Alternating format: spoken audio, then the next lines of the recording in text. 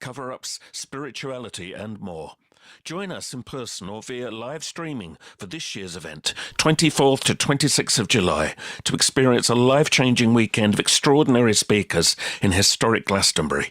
Tickets and details are all available at glastonburysymposium.co.uk. Clock, clock. Wake up your mind. Move. Fill up your day. Oink, oink, oink. Smart little bites that brighten your way. You're listening to Food for Thought Radio. Here at FFTradio.com. Clock, move, oink. Food for Thought Radio. Here at FFTradio.com. Clock, move, wake. No, order, sit and leave. This is the best political satire broadcast in the universe. Order!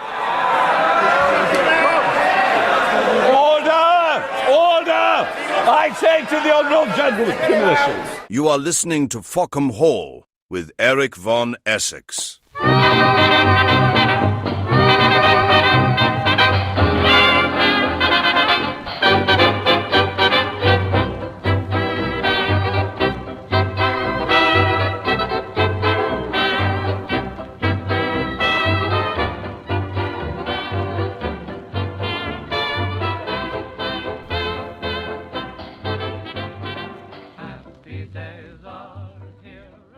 Good evening and welcome to another exciting show. And tonight we have as our major guest is Paul English. Good evening, Paul.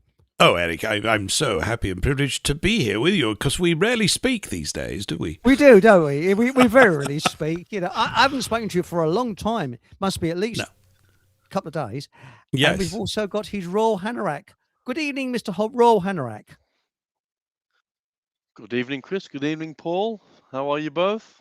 I'm fine, Paul. So we're not calling Paul, are we? Well, we can't Paul because there's two Pauls. That would be appalling, wouldn't it? So we can't do that. Yeah.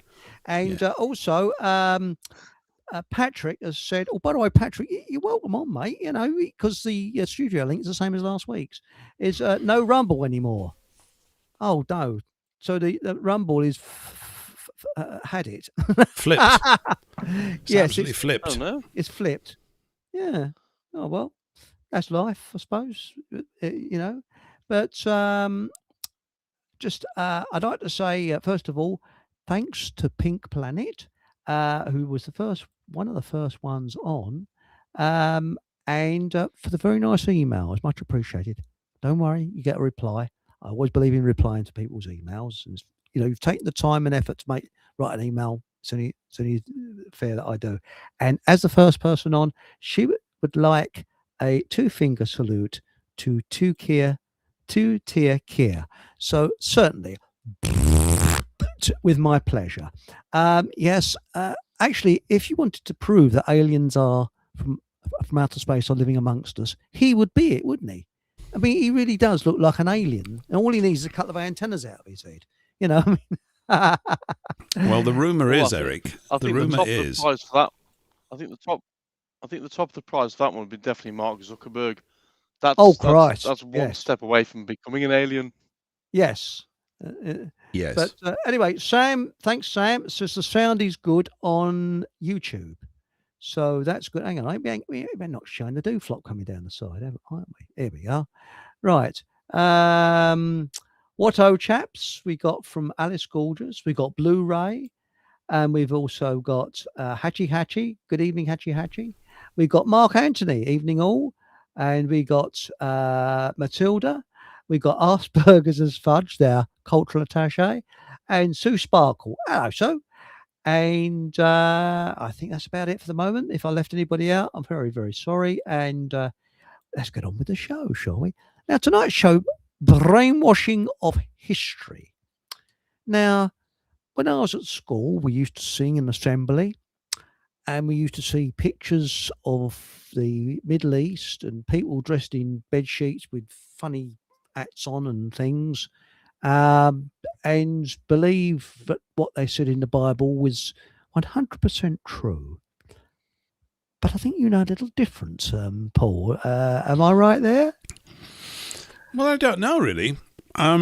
Maybe I know a few things. I mean, more than a few things, I suppose, but that doesn't sort of mean that I've got a uniquely honourable perspective on this, because the journey of trying to, blow all the lies of dust off of a thing seems to me it never ends, to be quite honest.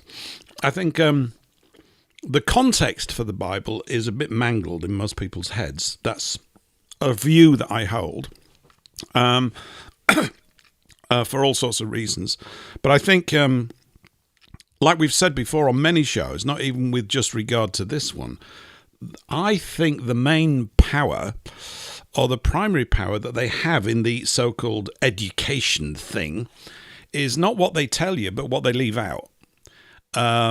Generally, what is omitted is more damaging, because you end up making decisions based on only half the story or half the information. It's not that they lie all the time, but they do lie by omission. And maybe it's even worse than that. Most of them don't even think that they're actually doing that, if you know what I mean. In other words, you're reliant on your teacher actually knowing stuff, if you've got one. And it turns out, the more you look into these things, that there's huge chunks of stuff that many of them don't know. And therefore you have to go, oh, that's a bit of a problem, which is why I think even no matter what we say tonight, questioning stuff after the conversation is always the watchword. You've got to just keep questioning, I think. So, yeah, and I think there's conscious brainwashing, where someone consciously does a thing to actually, redirect your behavior or muddle your head up. And then a lot of it, which is probably even scarier, is actually sort of unconscious. People are just repeating what they were taught. And no one ever, you've had a period of X hundred years or 50 years or whatever, and no one's asked a sensible question or a key question in all that period of time. And so a thing gets established in everybody's minds, and people sort of fall out of the habit of questioning things. And I think you've got to do that so that the individual can claim their own knowledge. Even if it's in error, at least you claimed it, and then you know how you acquired it. And then when you see something that sort of contradicts it, don't you? You go, oh, hang on just a minute. If you're honourable with yourself. But often that's not the case with those that want to assume authority over us. So, yeah, I agree with you. A lot of that, History isn't necessarily what happened. It's usually what a minority of people want you to believe. And Yes. by the way, Mark Anthony says Mr. English has a nice knick-knack on the go. So there we go. I was going to have one on the go tonight. Well detected. I do. you It's know, I think, peppermint tonight. Peppermint I was tonight. wondering. I was going to have a peppermint actually, but I thought Go it on, might get keep me stuck awake. in. Oh, Say get that it's just a stuck show full into of drug addicts. That's what we want. It puts a new excitement. I'm sort of I'm on lemon water at the moment, man. But no, it's very. Apparently, when Jesus was crucified, crucifixion wasn't used in at that time. Apparently, I don't know. I wasn't there. I'm wondering whether it's going to get Patrick frothing at the mouth, but I don't know. But why is it that Christians have a cross, but supporters of JFK don't they have a person with a rifle? Just a thought. I mean, if the poor sod got crucified, JFK was assassinated, so surely they should have a symbol of a rifle. Just a thought. Well, why not? Maybe there's a new little Fockham Hall sideshow business to be developed there. Yes. Get your pendant. Your AFK pendant with a rifle. Souvenir. Yeah. Souvenirs of well-known murder. Yeah, political assassination. Build your own model of the theatre in which Abraham Lincoln was assassinated and things like that. Or here's a do-it-yourself kit for the repository building in Dallas, where apparently, and then you can have a life-size model of what's his name, the assassin whose name escapes me right now, but whose face I'm looking at. Lee Harvey Oswald. Yeah, Lee. Yeah, build your own 6-foot Lee with proper fake rifle. That's right. I don't know. I can't imagine there'd be too much demand, but still. I don't know if you're dyslexic, you might come out the shop with a suppository. Sorry. Yeah, the suppository building? Yes, I'd like one of the suppository building, please, you know. He shot him from that I've suppository been trying to building. build this for the last 4 days and it doesn't work. Yeah, because he had to go, you see. Then he had to go to the suppository building, yeah, absolutely. So. Did you hear about, what about, I better crack a gag before we start. Get it out, Did you hear Get it out of your system, Eric. Yeah, my system. Come on. It's a lavatory one. Did you hear about the Yorkshireman that in the 1930s this was, and apparently it's supposed to be true. I don't believe it, but you can believe it as true if you want to. Apparently he went into a hardware shop and said, I'd like a toilet brush, please, because I've just got married. What do you think of the Yorkshire accent? And I want to carry on as we wish to, carry on as we wish to go. So I want the best quality toilet brush, you see. So bloke said, we've got this one with Chinese bristles and, he said, I'll have that. So anyway, he buys it, comes back a couple of days later, he goes, bloody useless, slams it on the table. He says, it's rubbish. The bloke says, there's nothing wrong with it. Nothing wrong with it. Me and the wife are going back to toilet paper. Sorry. That was my uncle, that was. It's a real story. Oh, evening, Patrick. Patrick's just joined us. And I thought, mate, you'd be frothing at the mouth when I mentioned that apparently historians say that Jesus wasn't crucified because crucifixion wasn't used at that time.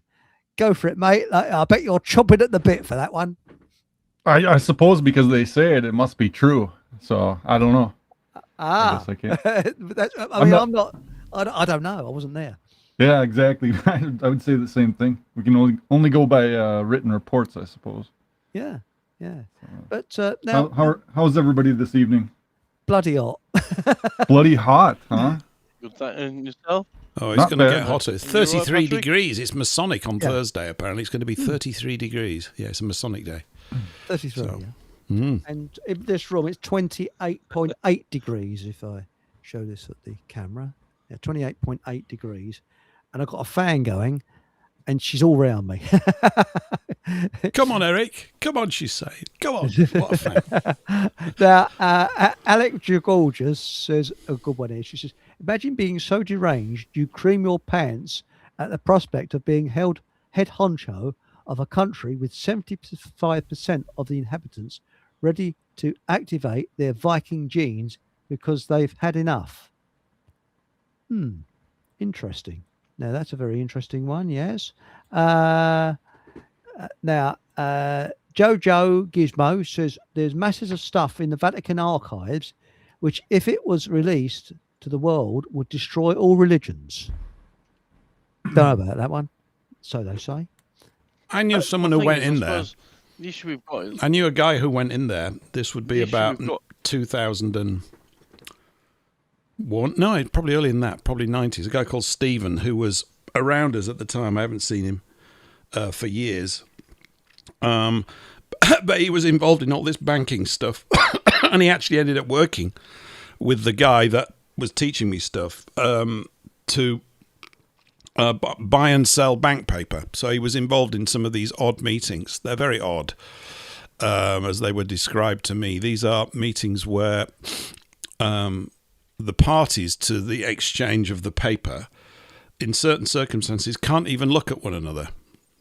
So the room, when you go into the room, it's not that you go in blindfolded, but you sit in a chair facing the wall, and on the other side of the table, the opposing party or the person that you're going to do is doing likewise. No one's actually looking at one another. You can talk out loud, but you can't turn around and look. Isn't that weird? But it was obviously for security reasons. But I remember him telling me that he did. Well, it's just all part of this sort of clandestine world to some degree, and they're all extremely anxious about being done over by the other guy, so it's all that's just the way it is. He did get into the Vatican Library, but only for a couple of hours, and he wanted to stay there for a few weeks and put a tent up, but they wouldn't let him. I don't know, has there ever been, why is there not a documentary about it? Oh, probably because they won't let them make one, I suppose. Although maybe somebody has made one and we're just not aware of it. But you'd think it'd be a pretty big deal. They've got an awful lot of, I think, the true stories of certain things that are down there, particularly sort of the origin stories, and these things like Nephilim and all this kind of stuff, which has obviously got some root to it. I'm just being very gentle as I say that, because it's repeated all over. Well, that with the Nephilim. Can you hear me? Okay. Yeah, we can hear you loud and clear. Yeah. With the Nephilim, I do wonder if the Nephilim, if this is why all these hills that have different names. I mean, like for example, locally here we have the Wrekin, and we have what's known as the Wrekin Giant, which would link back to that world. And I often wonder why hills have names, unless those hills are potentially buried giants or dragons or something that I don't actually think there's anything on the earth that we actually know is the truth, other than what we see with our own eyes as it stands right now. I think my personal feeling is that everything we've been told is a lie. I agree. And when you start on sort of look at the world with open eyes, as it were, it starts to make more sense that everything they have told us is a lie, and what you see is something completely different to what you've been told. I think that schools obviously are there just to brainwash children into thinking that what we're told is true, and it's not. It just doesn't. None of it makes sense, really. None of it's logical when you think about it. I don't think it can be all lies, because I think the most effective way to confuse a people is to mix up a lie with a lump of truth, because then you can find lots of proofs along the way. This engrosses you more. And yet it's that thing, if you throw a rotten apple into a barrel of apples, the whole barrel goes rotten. It's a bit like that. Once it gets rolling, you're on the back foot straight away. So it's reliant on honest scribes down through the years. I think you can actually pick up a lot of it. You could say the whole thing is just myth making, but there's another aspect, I think, which is that even if it's a myth, it doesn't matter, because it has a binding hold over our minds. It's this thing about stories, Plato, those who tell the stories rule society. So if that's the case, we need to tell really good ones. If that's what it is. You're right. You're right. By the way, Alice Gorgeous, what I just said, Alice Gorgeous says she was referring to Andy Burnham. And so, Alice, you might be interested in tomorrow night's show, and the title will be Govern Bent, which is Govern Bent, Ecrapulation. Govern Bent. Those words don't exist. I've made them up. So there we are. So that's the title of tomorrow's show, which you might want to bring up Andy Burnham and things like that. So there we go. I just thought I'd mention that. And Pink Planet has said, did they reveal what Dead Sea Scrolls said? That the Dead Sea Scrolls are said to be a hoax. I don't know. But that's a hoax, isn't it? How do you know that people saying it's a hoax is not a hoax? You know what I mean? It's just like, if you look at the Hitler thing, if you look at the World War II thing on the internet, it's really, I think this is a good example of it, right? So you've got the established narrative that we all absorb through the movies and through whatever history you were taught about it. So that comes through. People with direct experience of it, such as yourself, Eric, immediately are kind of out of joint with everything. But then all this information comes out about the true underpinnings for all those conflicts, not just World War II, but World War I and the Bolshevik Revolution, that contradict that. And so you have access to tons of stuff. And then what happens, what I think has been happening, is about 5 years later, a counter-narrative comes out to undermine that. And another 5 years out of that, another counter-narrative comes out to undermine the counter-narrative. And in the end, it just goes on and on and on and on and on. And so maybe the question is it possible to ascertain the truth in all of these things? What are you going to believe? I think you have to act like Sherlock Holmes if you can. This means you go out, you buy a deer stalker, you get a meerschaum pipe. You must get accompanied by find your own personal Dr. Watson, and you have to apply hard-nosed logic as best you can and study of evidences to come up with determinations about what happened. I don't think it's impossible, but I think to get all of the truth in one go would be, and I don't think you need all of it either, which sounds a bit mad, but I don't think you do. I think once you've got the context, the content either fits into it and makes sense, or it becomes incoherent. And this is why I think with a certain context, most of the stories about what happened in the last century are, from an establishment perspective, are incoherent. They don't actually make sense. It's that they stop the questioning at a certain point in the conversation, metaphorically speaking, and you can't talk about that. That comes up. Oh, we don't want to go into that region. You go, well, that's the only one worth going into because we've not actually looked into that one yet. So I think it's possible to get a lot of things. Although when people turn around and tell me that Napoleon didn't exist, I'm sort of it's like being thrown a boomerang. Oh. Yeah, but I don't even want. But things like, I'm just picking that up as an example. It's like people, you can do that in conversation and upend a conversation really quickly by just making, okay, maybe, but I need to see evidence. And you've also got to sell me on the idea that it might be worth 50 hours of study time for me to go through it. Isn't it kind of like what the flat Earth is, kind of to derail conversation? Or I'm not saying that, I'm not trying to pick on anybody here, but it sort of does that, where you have this outlandish thing that people bring up, and then suddenly you're like, okay, I don't know where to go with this type of situation. Yeah, I think so. And you have to, maybe you have to say, even if we knew, what benefit would that be to us? It's just so well accepted. We accept these things, and they're so widespread that it's like, well, how can you question that? Because everybody knows. It's a common sense type thing, and it goes against it to start to say, well, Napoleon didn't exist or any of these other things didn't exist, when everybody in the world practically believes that, or so we think. Yeah, but then you got to look at the writings of that time. I mean, this is what gets. Sorry, mate, carry on. Well, no, what I was going to say is there's this. I don't want to go too far off of what we're, what we're talking about, but it's like Tartaria. Some of it is possibly true, but this thing about airships in the in the late 18th century and 19th century, if that was the case, why isn't there reports and diaries that people wrote saying, "Oh, I had a marvelous trip on this, whatever it was, flying balloon or airship or whatever they called it at that time"? There isn't. There's no evidence anywhere that I know of writings of people traveling on these machines that people said that they had in Tartaria. No evidence at all. And the people say, "Oh, it was all destroyed." No, there'll be something that survived, I'd have thought. So I'm 50-50 on that type of thing. So I think what we're getting is some truth and some lies. But then carry on, mate. But if the powers that be are hiding the importance of, for example, free energy, I mean, I know that's when we talk about quite a lot about free energy. If in that world that you're talking about, they had free energy, and now we're having to work our asses off in order to get the energy paid for, then we've been spun a lie where we should be free and we're not.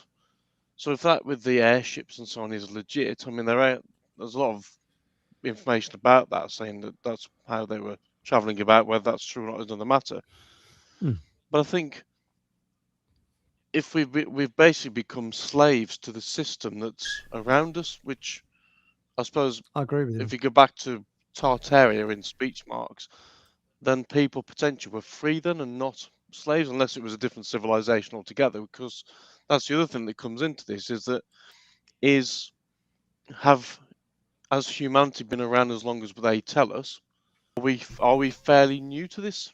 Whatever we're on, whether it's a flat realm I certainly don't think what we're told by NASA is the truth. Let's put it that way. I know it's going slightly off topic. I agree with you. Again, it's still hiding important information from us, and that important information, even if on the bigger scheme of things, if ultimately the lies include where we live and what we're on and why we're here, then it makes me wonder how we start to unpick the truth and find out.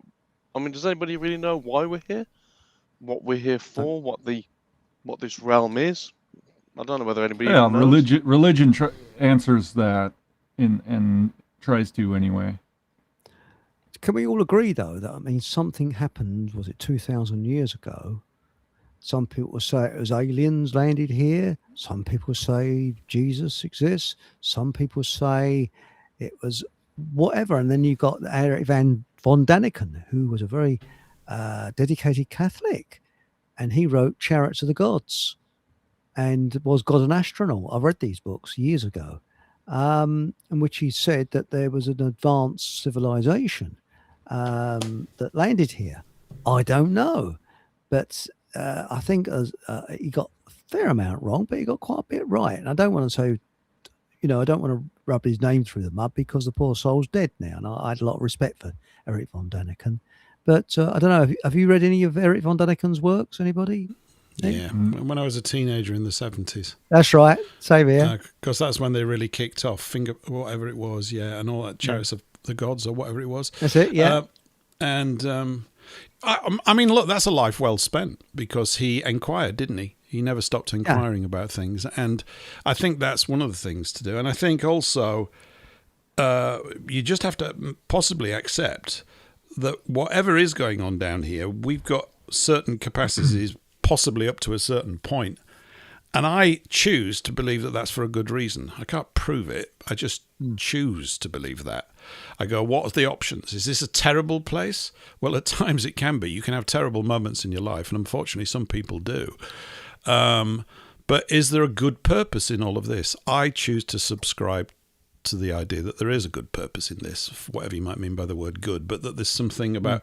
It seems to me what it is, we're in a space where we are always given opportunities to expand our consciousness, which I know sounds a little bit fey, but that is what it's about. If you think about what you know now, or what you think you know, or the amount of questions that you've asked, and how it's distilled your view of things, that's been a journey that you've gone on. All of us as individuals have gone down our own particular journeys.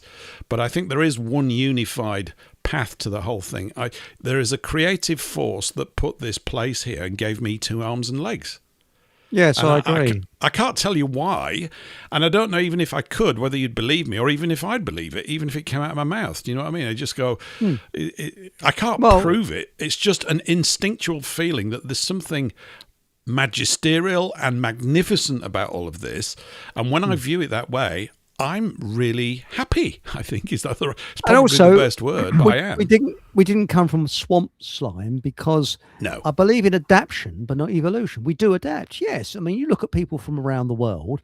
I worked with an Indian chappie who had like a cupped hands, and he said, but if you go to India, they're like where they scoop water, so their hands have adapted to that. And he came from a tribe in India where their hands were like that, and they're cupped. Sort of, they had a much deeper palms than anybody else. Yeah, we adapt all the way around the world. That's why we've got all different coloured people, because we've adapted to the environment that we're in. But when it comes to evolution, does that mean that if nature wanted, I don't know,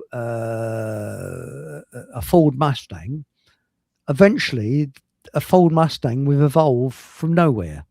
It just start to form into a Ford Mustang. No, that's bullshit. I think have you heard that exact? I think it was Fred Hoyle, the astronomer royal. I think it was him. Yeah. He was talking about this thing about the theory of evolution against the idea of a creator, and he said he was basically attacking the theory of evolution. So I'm relieved about that. I wouldn't be quoting him otherwise. I don't back the other side at all. It doesn't make any sense to me at all internally. And he said, it's as if, what they're claiming is, it's as if there was a scrapyard and a tornado blew through it. And after it passed out, there, before your eyes, fully assembled, was a jumbo 747 jet ready to go. Yeah. That's what you talk. Because a jumbo jet is not as complex as the human body. It's just not. No. I mean, human bodies are absolutely... And that thing, as above, so below. It's as if the map of the intention of the Creator is actually built into our physical bodies as well, as and when we get conscious enough to see it. So I'd like to think that we all see a bit more than we used to, and we're on a long line of that, and it looks as though that line has no end, thankfully. Right. So you're always reinventing what it is, that you're asserting. I mean, what's willpower? What is it? Why do people... We have this phrase, you've asserted your will. Something that actually, of course, the English need to do an awful lot more of, in my view. And that goes for everybody, I think. But where does that come from? Why is it that you want certain things? Now, there's certain base things that you want, but there are other things that you want that are above and outside of that. Like, I think art and beauty is an indicator that there is something else at play. It's not just being logical down here and economic efficiency. That doesn't light your candle at all. Well, that's except it doesn't, does it? I don't think But it does. Only in a competitive sense. Like I've got a Rolls Royce and my next door neighbour's got a Reliant Robin, yippee. But overall, you can't take your Rolls Royce with you. But you go with you wherever you go, don't you? So I think there's something about that. Well, you've only got to look at Money and Misery. You look at a lot of these very famous people that are rolling in money, and I won't mention any names because he's got very good lawyers, but he made a range of computers. He's one of the most miserable people you could ever wish to see. And he's Money and Misery. Never happy. He's grumpy all the time. Well, you know, and I mean, Hatchie has put something in that I don't understand. So, gentlemen, please educate me. The Black Pope is the head of the Jesuits. I don't know that. Has more power than the that's one what in Catholicism, the order of the Jesuits, the head Jesuit is the black. They call him the Black Pope. Really, I didn't know that. I've learned something there. There's three altogether. He's not black, by the way, Eric. No, yeah, and he's typically he's not a Negro. No, that doesn't mean he couldn't. Did I say be. the wrong thing? Just to clear it up. It doesn't mean he couldn't be, but I don't think he is. He might be a Spaniard right now, I think. Yes. Yeah, it used to be a guy called Peter Hans Kolvenbach, who was Dutch up until the early 2000s or something. And it's the Grey Pope that we don't know enough about. I think he's from the Orsini family. The Grey Pope is the one that flies between the two, and he's the one, he's all grey and he's in the middle. So... And there's photographs of him kicking around. He looks like he looks really slick. He's got this really fantastically well-cut Italian suit, and he's supping cappuccino and stuff. Here he is, Pepe Orsini or something like that. He goes, "I'm the Grey Pope," and I had somebody tell me about that. He said, "Oh yeah, he's flying around. He just goes between the two and sorts it all out, whatever sorting it all out might mean." So yeah, it's labyrinthine. I mean, I do think access to that library would be pretty cool, Eric. It would be. And I'll tell you something, Matilda, I've got a bargain here. Matilda said, I saw a map with Tartaria on it in a charity shop. It was hung up in a frame on the wall.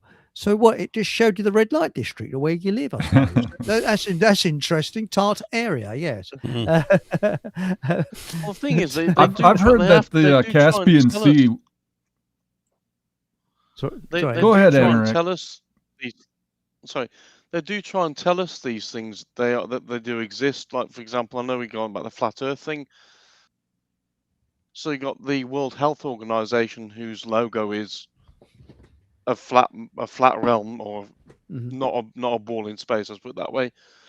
There's also, is it Dallas International Airport that's got the same thing on the floor of the airport? Denver is what you're thinking of. The tree of life in the middle and all the continents around it. They do tell us, but it's just it's whether we actually notice it, and they're actually trying to tell us what we're actually on. But why can't they just write it down in a pamphlet? Lies under NASA. Can't they just put it down and go, look, just for the avoidance of all doubt, here we go, right?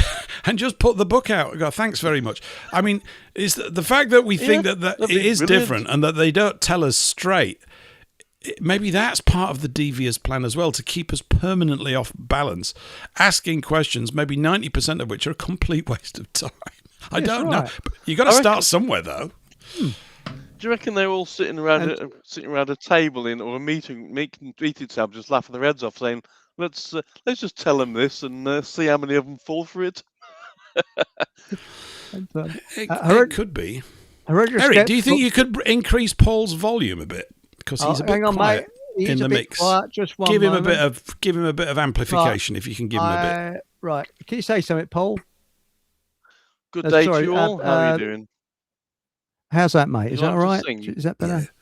Yeah, I've just put his volume up a little bit. The answer to the question, which is on the screen, that's it. Yes. Horrendous Getfucked says, "Is Burnham a mate of the people we're not allowed to criticise?" The answer is yes, and he supports the country as well. So there we go. Right. Do you think, Eric, that they've picked him because of his surname, as in BURN''EM, Burnham? Burnham, yes. I don't know. But who is he? He's the latest nobody that's about to be made Prime Minister. He's going to be worse than Starmer. He's going to be. He's going to be Isn't worse. He's the mayor of Manchester at the moment, isn't he? He's the idiot that's introduced this Beeline network So there. in Wait a second Manchester. now. I'm an Yeah. American here, so you're getting a new prime minister. Well, he might do because he's on sort of tenterhooks at the moment. But he's been on tenterhooks for the last bleeding year. That's Keir Starmer, and this character Burnham, who I believe is the mayor of Manchester, has just been elected somewhere, and he said he's going to contend him for leadership. So it might be a race, because let's face it. Did you hear about? I know we're going off the subject a little bit. Subject matter. You heard about those rent boys that caught light to the Prime Minister's three cars? Ukrainian rent boys. Yes. Do you know what happened in court? Apparently, they were paid for by a mysterious Russian. Woo! So you couldn't make it up, could you? So They could though. they could. could. Yes. They've got a book. What are we doing this? Oh, here's the excuse. This is what you do. You claim that. And I mean, if it was paid for by a mysterious Russian, why don't you use Russian rent boys? At least he'd be earning some money for the country, wouldn't he? Well, that's right. It'd be a bit of a bummer, and is that an indicator of who this person actually is? I mean, just because you say Russian, is that their real ethnicity? I mean, because Russian is a big. I think Russia's it's a lie, big place. Patrick. It's just Keir Starmer paid for him because Yeah. he's a. That's it. It's complete red herring. Is that? It is a red herring. He wasn't paid for by Russians. I think there's something that's much deeper that we'll only A find out. Guatemalan fugitive in London paid for them. Really? So, yeah. And Anorak, we've got his picture on cam. Look at him. Here he is. Anorak, you were saying something about this Burnham, Yeah, he's the mayor of Manchester at the moment. He's ruining the public transport system there, like all these mayors do. What is he doing there? Like to ruin Introducing electric buses everywhere and introducing a nice light yellow livery onto the vehicles, which looks absolutely horrendous. He's just they always introduce people who don't know anything about the area or the transport system, and then they ruin it for them. Has he introduced a ULEZ thing where you have to pay to drive into Manchester and all that crap? I don't know. He'll probably pedestrianise. I noticed that in London they've done the same. They're trying to pedestrianise Oxford Street at the moment. Oh, bloody hell. That's one of the things they're trying to do, and kick all the buses off, which will be interesting. See how that goes, because that's a lot of work. But they're all bought in for political reasons, and they haven't got a clue what they're doing. No. I think they do have a clue, Paul. It's just that they know exactly what they're doing. They're destroying the nation from within by mangling up its infrastructure. It's by design. It's to demoralise everybody, and it's to let you know that that our people are no longer in charge of their own home. That's what it is. Right. And do you think that? I mean, I said today in Telegram, I did an article with a bit tongue in cheek. Could it be? And I mean this tongue in cheek, that there was a planet. Have you ever seen that film, Morons from Outer Space? One of my favourite films. Has anybody ever seen it? It was made in the 1980s. Long time ago. And it is about a spacecraft that comes from another planet, which is identical to Earth. It's called the planet Plop. And these people are absolute as thick as two short planks. And now going on further, could it be there's a planet somewhere that's identical to us and they want to get rid of all their freaks and loonies? So they just literally dumped them in Times Square in New York and London and let them sort of spread out. So you got all these sort of lefties. They're from another planet because they seem to be from another planet. Have you ever seen the movie Idiocracy? No. Okay. Have any of you seen the movie Idiocracy? I've seen parts of it, Patrick. You're going to say that it's all coming true, aren't you? Well, okay. I've only seen parts of it myself, but the parts I've seen are pretty true to life in the sense that they want to portray it, I guess. But it was made by the guy that created that cartoon called Beavis and Butthead. I don't know if you Beavis got that and over Butthead. there. Yeah, we had that. Yes, just degenerate stuff. Yeah. But it's a kind of like a dystopia version of the future, and everybody becomes dumber as time goes on, and the guy wakes up in the future and everything's just, like the president of the United States is a professional wrestler type character, and it's just a clown world type situation. Well, Similar to what we've got, I've Yeah. no doubt. well, Sam, I'll say it's not far off, is it?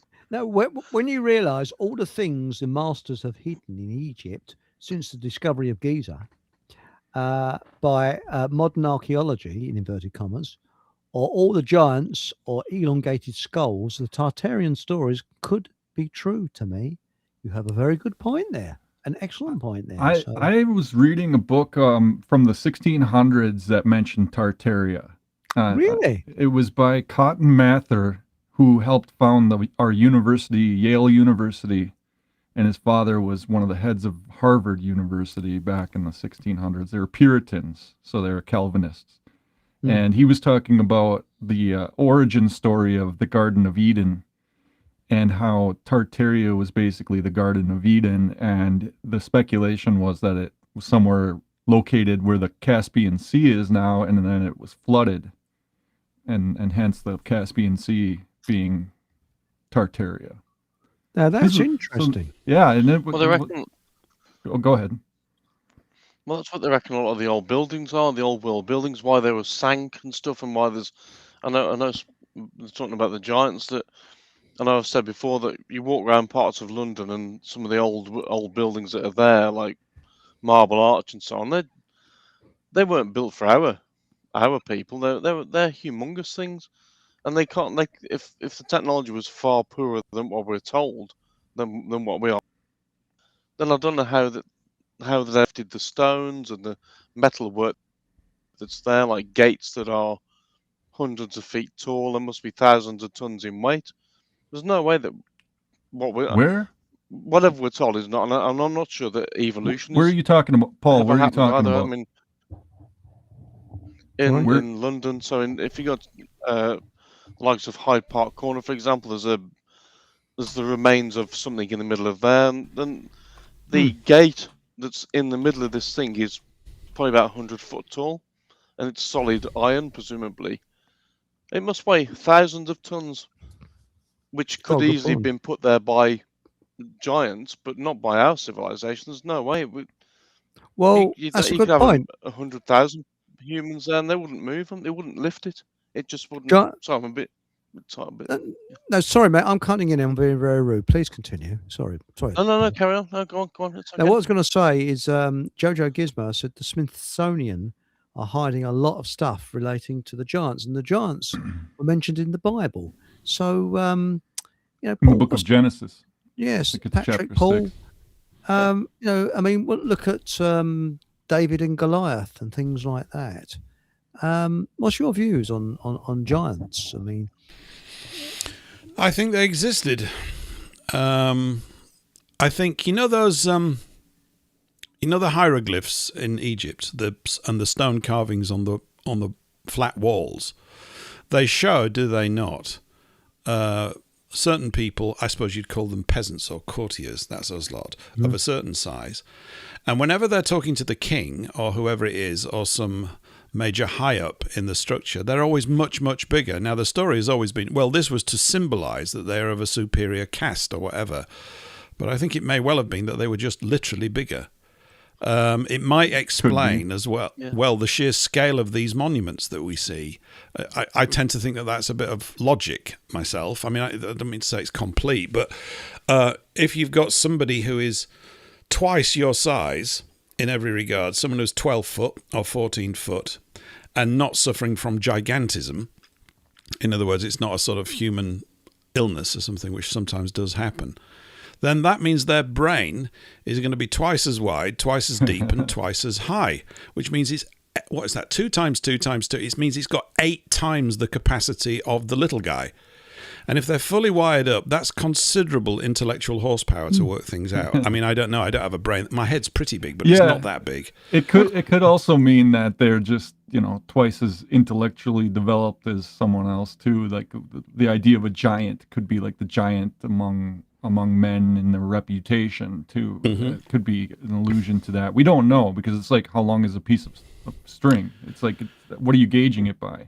Yeah, they say giants. What is it? What are they talking about? They talking about tall, big people, or are they talking about? I think they do. I think that is what it means, actually, Patrick. I think the Smithsonian thing that Eric was talking about is about the skeletons of beings that were much, much bigger, and that's why they were told to destroy them. There's probably still a few left, and it's what those burial mounds all over America are all about. They're the burial mounds of these giants.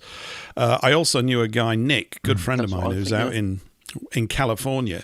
There's a guy, he's probably passed away now, he's knocking on a bit, he was a bit ancient himself, I think, but he was in charge of the bone section at the main museum in Vienna, and he was in charge of the bones department, and he's done a lot. He did a lot of stuff online maybe 15, 20 years ago in the early days of interviews and things like this. And Nick went to see him, and he handed him a femur, that's the big bone in the thigh, the biggest bone in the body, that expanded up meant that the owner of that femur, if everything else was in proportion, would have been about 15 feet tall. That's big. That's pretty big. It might explain the horsepower needed to move large stones around, although I don't think they necessarily just grappled with them. But I think the Sumerian texts are pretty important. They're not as well known as they probably need to be. I mean, there's a thing in the Sumerian thing about these two brothers, Enki and Enlil, having a dispute. So I assume these are the Anunnaki that arrived or were already here. I mean, the idea of people traveling across space is still a bit sort of, it does your head in, really. Do you know how much? I mean, it just does. And you think, well, if they got here, why they hang around? You know, it's hard to provide evidence for that. It's just tricky. I'm not saying it's not possible, but because I wouldn't know anyway, would I? But you know, they can, but there are these huge pits all over the earth that have not been fully documented in a nice, interesting and easy way. Massive excavations, because the story goes that they were looking for gold. And Michael Tellinger, the guy in South Africa, has done a lot of really thought-provoking work on this stuff, you know, about the acquisition of gold, the mining of copper, all of these things, something that apparently that was not in much plenty on their own planet. So they came to this one, and it might explain lights in the sky and the use of the word angels from the heavens. This is just the language that we receive it in. But if we were there looking at it, you and I might use completely different words these days to describe exactly the same event that's taking place in front of us. I mean, I don't know how sort of knowledgeable the people were back then. They may have been actually smarter than us. Maybe it was angels, you know. I mean, I'm not doubting it. It's just it's difficult to ascertain it 100%. It's developed into a great story, which is extremely enchanting. It does capture your imagination, and there's a lot to back it up. It's not complete, though, so there's plenty of wriggle room for people to poke fun at it and say, you know, oh, this is a it's like crap. The Bible. You're talking about spiritual beings that are invisible, that exist in reality. I mean, just think about that. I mean, that's mind-blowing in and of itself, that there are these entities that exist outside of the physical, visible universe that we see. Visible to us. Exactly, Yeah, because of visible. Yeah, we can't see them. I go for that. I go for that. I mean, I think it's what your show about Helen was about, wasn't it, a few weeks ago in many ways, Eric, and that kind of stuff.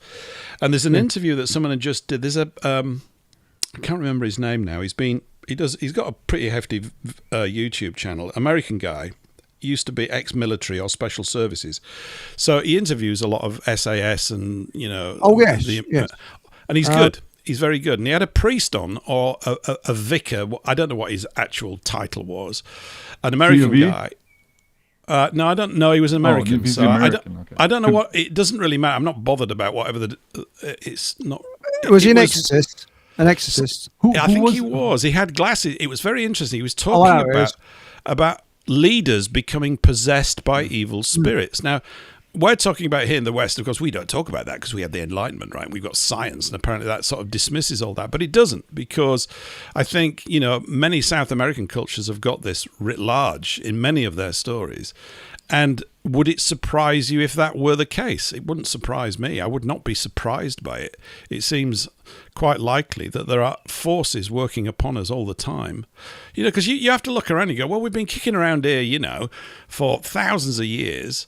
There's obviously been major civilizations before us that have come and gone. these artifacts would indicate that most strongly. We don't know how great Greece was. It might have been interesting to go down there one day and have a look. How great, magnificent Rome was, or Mesopotamia, or Babylon. I imagine that Babylon, when it started, was probably started with very good intentions, just like everything else. But something got into it, as it seems to get into all of these things, and they get warped. They sort of collapse for some reason. Speaking of Greece, yeah, the oldest version of the Bible is called the Septuagint version of the Bible, which means 72. It was done in Egypt, I believe, where the king Ptolemy, I think was his name. Ptolemy, he had the Hebrew scholars translate the Old Testament into Greek, so the Greeks have the oldest Bible in existence. I thought it was the Ethiopians. Am I? I don't know. I mean, I'm still. Well, they've got a version. They've got the book of. They have a book of Enoch in a particular, whatever it is, Coptic church or something that they have down there. But of course, the Ethiopians that you see today are not the Ethiopians that were there when that book arrived. It's not like that. I don't think. No. I could be wrong, but I don't think it would have been going like back to that with the giants, going back onto the giants which you were mentioning about, Paul, that would then explain the likes of the pyramids and how they were. We're told the blocks of stone were rolled across on slave labor, but the giant thing would actually make that perfectly logical then, that they use giants to carry the blocks. Yeah. Well, it'd make it a major contributive factor to understanding it, wouldn't it? I mean, some of the data about those things is sort of mind-numbingly bonkers. Particularly, like the stone that's on the king's chamber, so-called. Maybe they didn't call it that at all.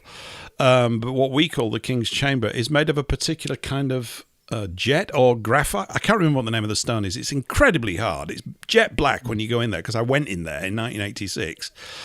And that comes from like 700 miles away. The quarry is 700 miles away. You're going, what? Why would they? You go, what are we doing all this for? It's the Egyptians, I don't think, built it. I don't think the Egyptians built it. I think it's before then, and the ancient Egyptians just used it. But look at Stonehenge. The stones are bluestone that comes from Wales. So why on earth did they drag these stones all the way from Wales? Or if they did drag them, did they drag them? How did they get them there? It's really interesting, because some of those megaliths that we're aware of in the world, like the ones at Jupiter. Have you seen Jupiter's Christmas Island temple?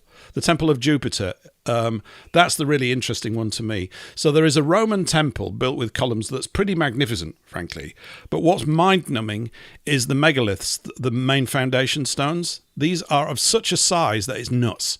I mean, it's absolutely incredibly stupid how large these things are. On average, each one's about 800 to 900 tons. And this huge amount of these things. And you're looking at them and you're going, well, the Romans clearly didn't do that. They were very good engineers. They used a lot of levers and all sorts of things to move their considerably impressive structures into place. Some of which are still standing, So there was a knowledge about building with stone and the mechanisms that seems to have withered. I'm not saying it won't come back. You never know. I mean, you never say never, but possibly we won't see it in our lifetime. But I think, it's worth going to the pyramids just to sit in front of them and have a sandwich and look at them, because it makes your brain go funny. And that's cool, because yes, I agree with you. It does. It makes your brain go funny, because you're looking at it and you're going, every sort of question that you could think of starts popping into your head almost instantaneously, going, you really just go, what the bloody hell is this? John, the guy that I've mentioned a few times before, the assassin guy, was taught all about this stuff. You can reject this. I mean, I'm just relaying what I had in my conversations with him. And he said, with regards to the pyramids, he said that they're communications devices. I go, how so? He said, well, they don't work anymore because the planet was hit by something and they're not in the original position in relation to some orbiting star or something that they used to be. But if you were to go into the sarcophagus that's in there, which is carved out of one solid bit of granite or whatever it is, but some incredibly difficult stone to work with, and it's for a human being, it looks about 5'10" would fit into it. If you're more than 6 foot, you wouldn't get into it without sort of bending your knees and stuff. But apparently, when the Ben stone was there, which was the capstone at the top, which of course taps into all this sort of, hidden eye and all the stuff on the dollar bill and all that kind of stuff. Your pineal gland would have been directly underneath the apex of the entire monument, the entire thing. Wow. And it amplified waves into your... So the pineal was important in some way. And another thing about the pineal, because I was only talking about this the other day with someone, in the back of your head, where your skull comes down at the back, if you move it, there's that little ridge. Yes. You know that little ridge? Mm-hmm. Well, that little ridge, right, is a hangover from the third eye, which we used to have in the back of our heads. And it goes that this shrank and disappeared in time, and became the pineal gland that moved ever more gradually inside the center of the brain. I can't prove a word of that, by the way, but I'm just throwing it in to get you all confused. Going on with this, baby with the laser said, anyone interested in hidden British history should familiarise themselves with the work of Alan Wilson and Baron Blackett. Yes, they were on richplanet.com, and that is Richard D. Hall's. I've got most of their books sitting about 3 feet behind my head. Well, historians with attempts on their lives should tell you all you need to know. Yes. Yes, they were spot on. I got a lot of admiration for those fellas. They really were brave. Sadly, they're both not with us anymore, which is very I mean, Alan Wilson he had a very good innings, I think he made his early 90s, which is pretty impressive. But Baron Blackett went up in a house fire, which is extremely suspicious. And they had to fight tooth and nail. And I thought Wilson's one of his overarching views, or sort of, context statements that he used to make, was that the British establishment had decided to really big up the Roman influence in this country, and it was completely overinflated in comparison to the actual true history of these islands. He's also the guy where I learnt about the idea that the Welsh can read hieroglyphs, which they can. Weird. And this is to do with Paleo Hebrew, and all these. I mean, it's such a... But you've got tribes moving around for thousands of years, intertwining with others, picking knowledge up here, doing this, doing that.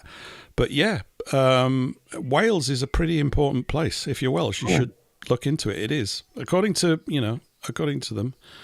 And Mark Mantis has come up with something interesting. Manchester is a shithole. Yes, I think we'd all agree with that. Right? We don't need to read history books to know that, do we?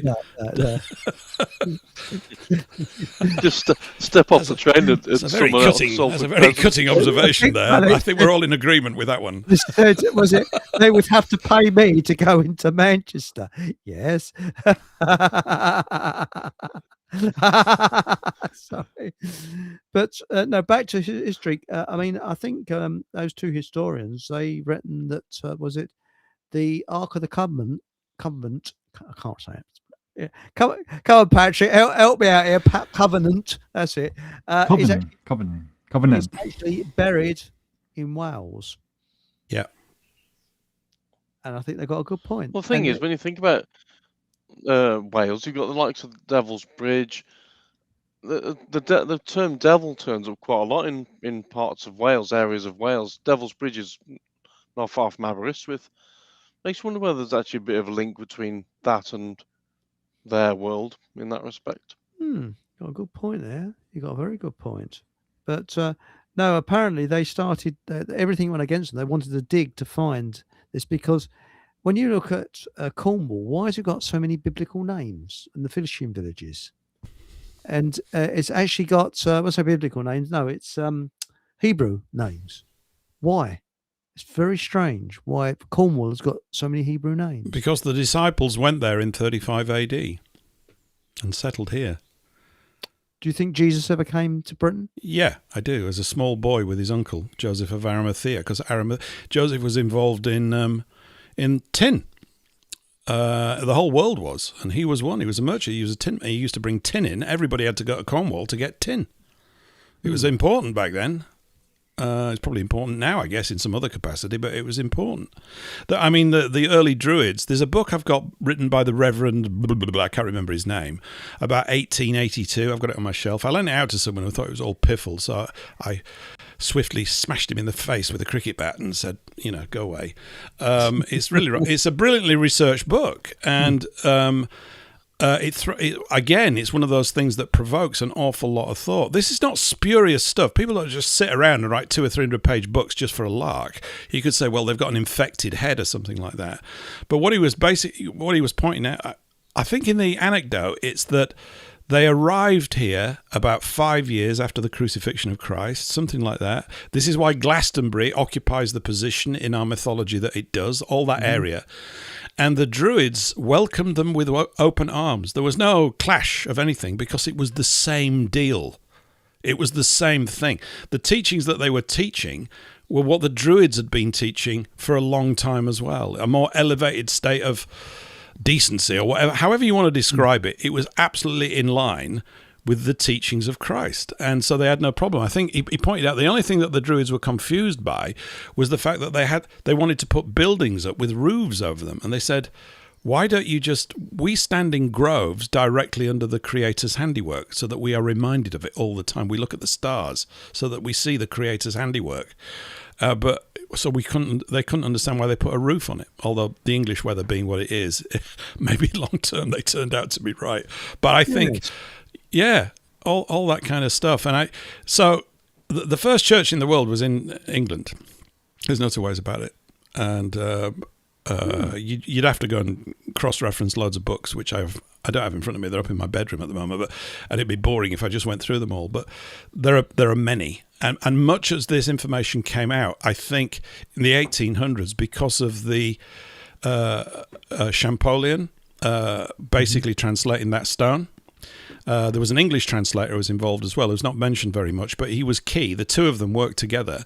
And this is all to do with Napoleon as well, because an officer of his, a lieutenant, found that stone when they were kicking around wherever it was, and they brought it back. I mean, that expedition of Napoleon's is an amazing thing, because he was the first military expedition where he took astronomers, mathematicians, engineers, historians, all that kind of stuff. There was a whole sort of, I don't know if it was one ship of them, but there were plenty of them went, and they were measuring stuff all over the place. And this is where also that myth comes that Napoleon had a cannon crew practicing firing cannonballs, and they blew the nose off of the Sphinx. This is complete horse shit. There's... it's totally untrue. It's rubbish. It's just a sort of modern myth. There's a drawing by a Danish guy of the Sphinx from 1640 or early 1600s, one of the first sort of cartographers and explorers, a Danish guy. I had a drawing of it, and the nose is clearly not there. It's not been there for a long time. So Napoleon didn't knock it out, even though his gunnery crew were probably good enough to do that. They were pretty good. Yeah, they were, yes. Yeah. And now back to giants. Exo says, have you seen the venue which Putin enters a few times a year in Moscow? The doors are definitely giant humanoid ready. Yes, they're huge. I've seen a lot of these places. I think the likes of House of Parliament and almost any church or cathedral. You look at the size of the doorways; they weren't built for our people. And there's something else I was going to say, and I've forgotten now. It'll come back to me. Well, Blu-ray reckons that the pharaohs were the Anunnaki. Now, that's an interesting one. And there is a theory the pharaohs never went away. They just mutated into what we have leading the world today. So that's another thought.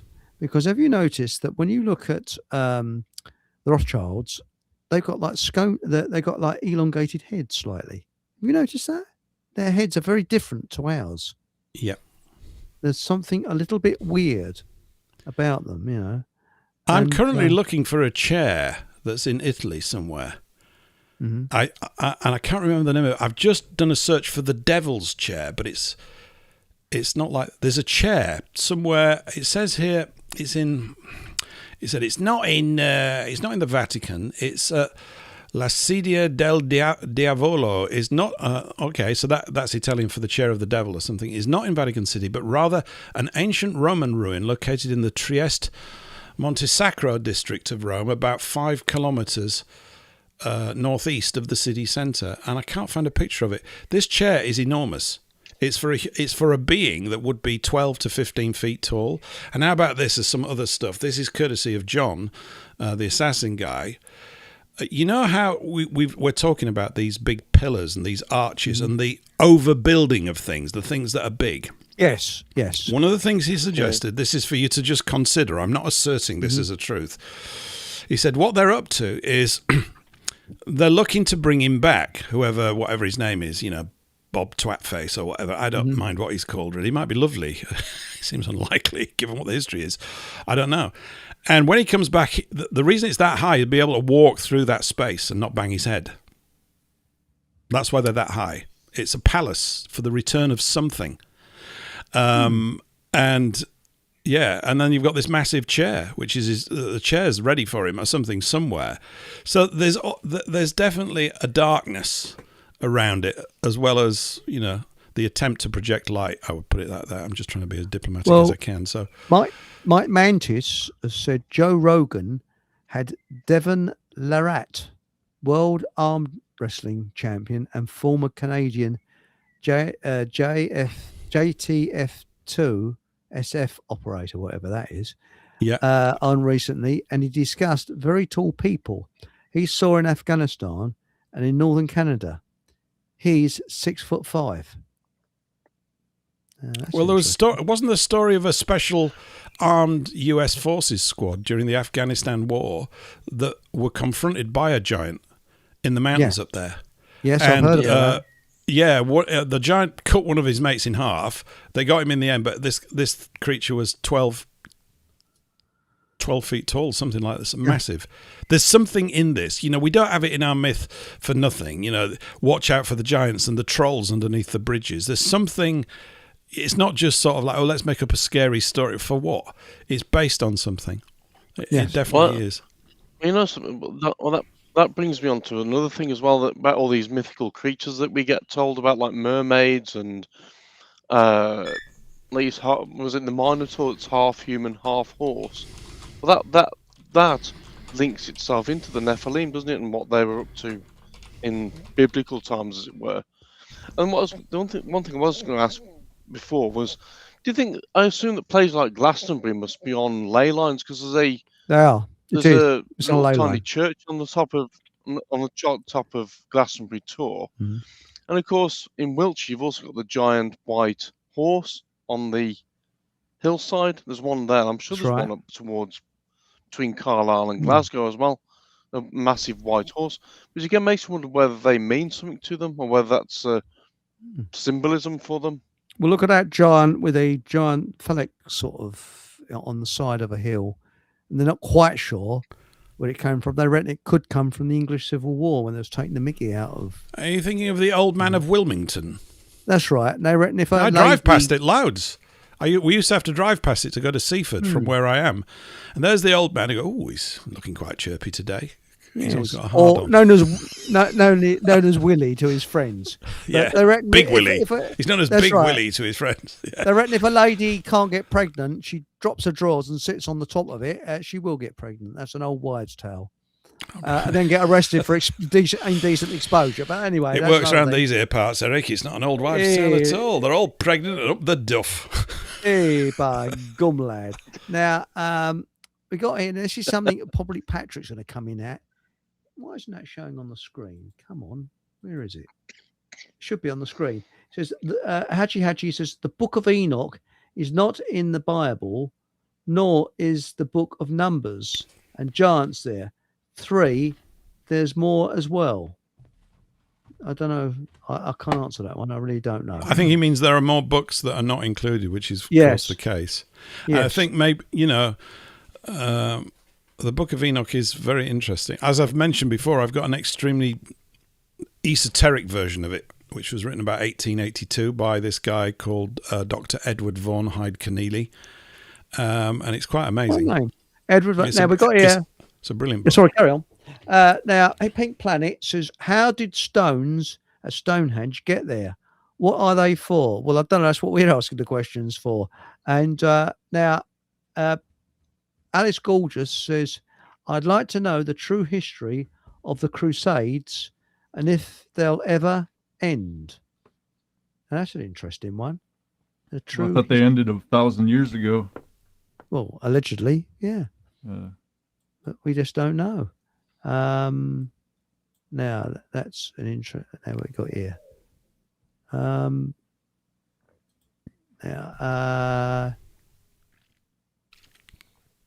we are. An excellent book. Here it comes. An excellent book. This is Mark Antony. So an excellent book I read years ago is Forbidden Archaeology. I seem to recollect that. The Hidden History of the Human Race. Ah, yes, by Michael A. Cremo. Yeah, he's poor soul. He died, didn't he? I think it was published in the early 1990s. That's right. He believes he was told a complete pack of lies with history. And that, do you remember Michael A. Cremo? Name rings a bell. It does, doesn't it? Richard D. Hall interviewed him shortly before he died. Right. Yes, because apparently Richard D. Hall he could lose his house. He's about to lose his house, and they're set up because if he loses his house, both him and his son will be homeless. It's horrendous what's happening in court, but that's going on another subject. Now what we got here? I went to Blu-ray. I went to Sasha Stone event a few years ago, and showed they used frequency. Interesting. Well, it makes you wonder how they make some of these, like the underside of the Arc de Triomphe, where you got all the panels that are exactly identical in terms of the pattern, and then we're told they were done with hand.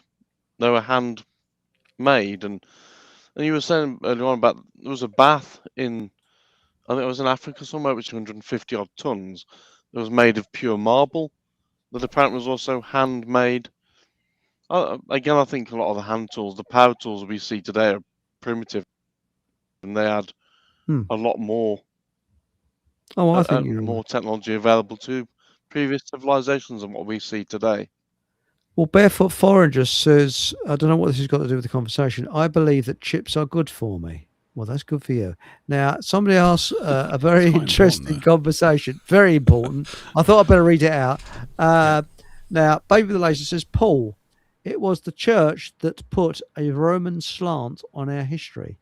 The royals promoted the Anglo-Saxon angle for obvious reasons. What's your view on that? I think that's pretty true. There's definitely something in it. I mean, this whole, this really weird and rather comical idea, I find it comical, right? That Constantine, there's a massive statue to Constantine at York Minster. Nobody even talks about it much. They just walk past it, right? But he's a Yorkshire lad.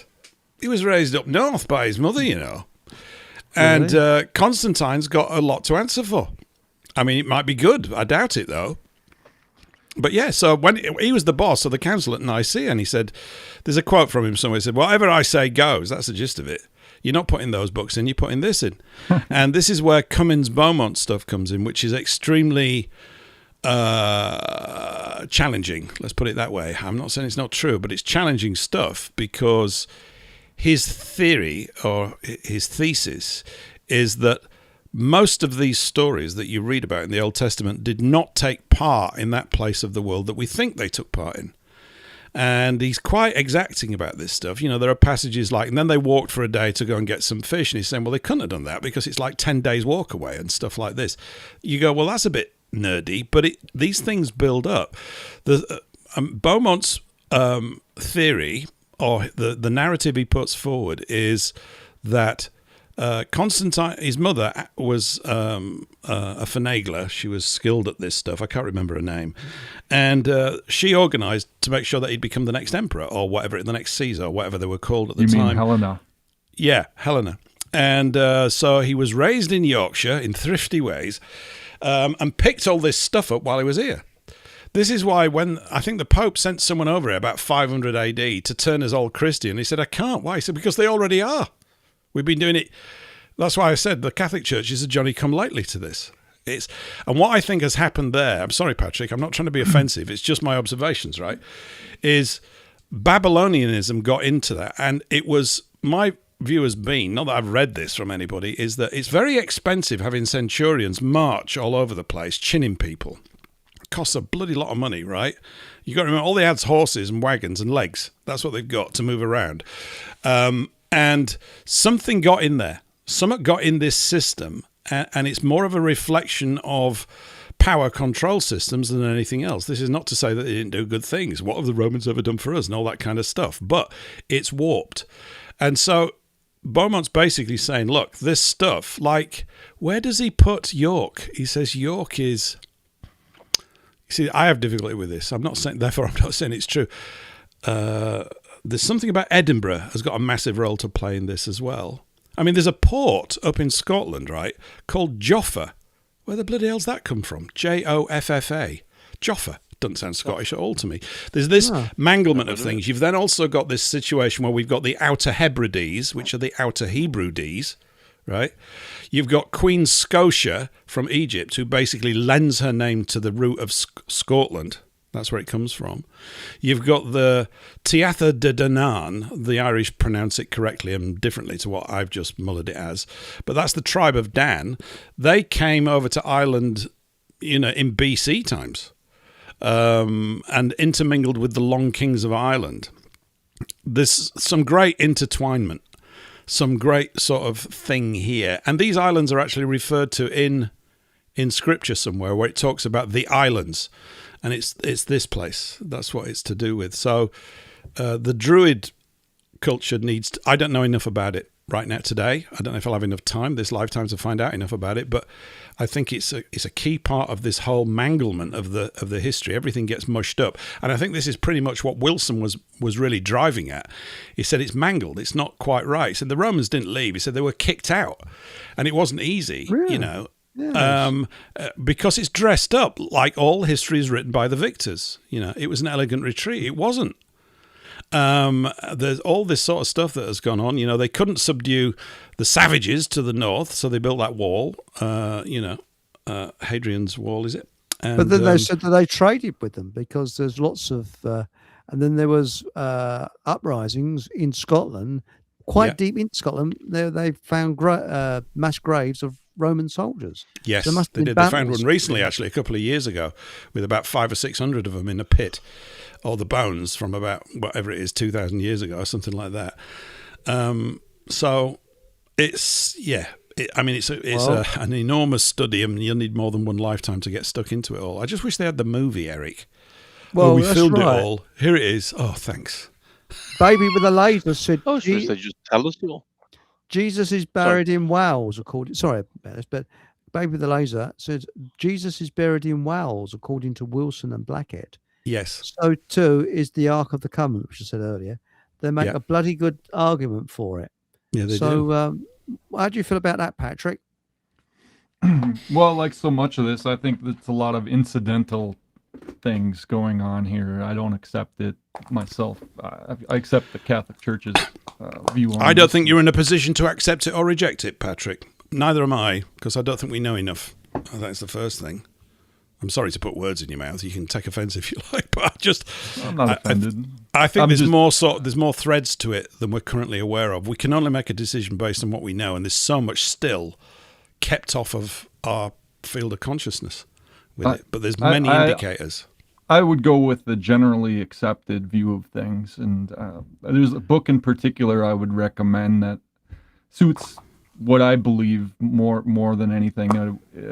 It's when I was homeschooled through grade school and that sort of thing, I was given this history book called Christ, King of History by Anne Carroll, which goes through a general history from the Adam and Eve to the current time. And the basic viewpoint was Jesus Christ is the king of history in the sense that he's the most important figure in all of history.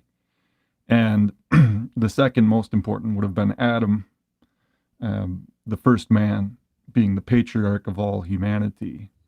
So as far as the whole thing with England and this sort of thing, it's curious, but I don't take it all that seriously myself because there's no real proof. I think there is. I think you just don't know it yet. That's all. I know what you're saying. What you're saying. I think there's considerable proof. There's probably more for it than the established story. Now, Not that I'm trying to claim any special favours by that. That's not what I'm looking to do. It's just about, can we ascertain the stuff? I think much of it is in the names of things. You've still got this, there's like an echo of stuff that's taken place.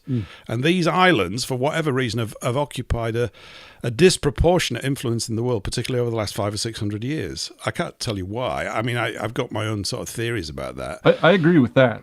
You I know. mean, there's no doubt that what you call the United Kingdom or the British Isles, Albion have had a tremendous influence in the last 500 years. No doubt.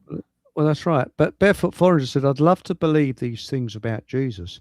I just haven't seen any evidence ever. So it's an interesting I guess point. it depends what things you're referring to. I think what I go by typically is the written word. That's what we have passed down is the word, that the scripture and the traditions that have been handed down from generations to generations.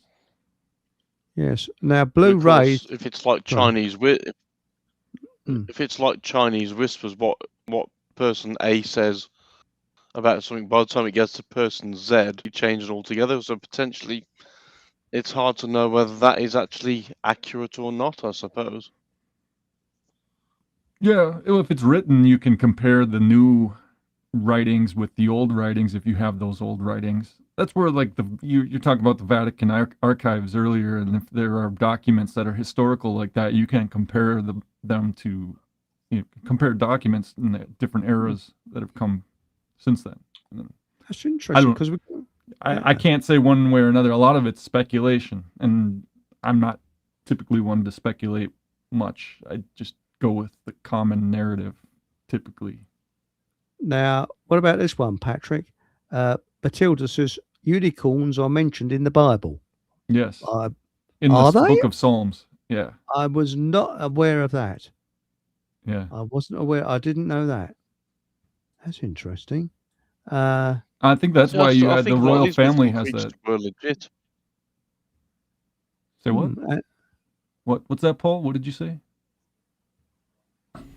I do think a lot of these mythical creatures that we're told were legit. Because when you think about how, if these things didn't exist, like going back to the Minotaur and things like that, if somebody said, I'm going to draw a half man, half horse, they'd probably think, well, I think you probably perhaps belong in a padded cell.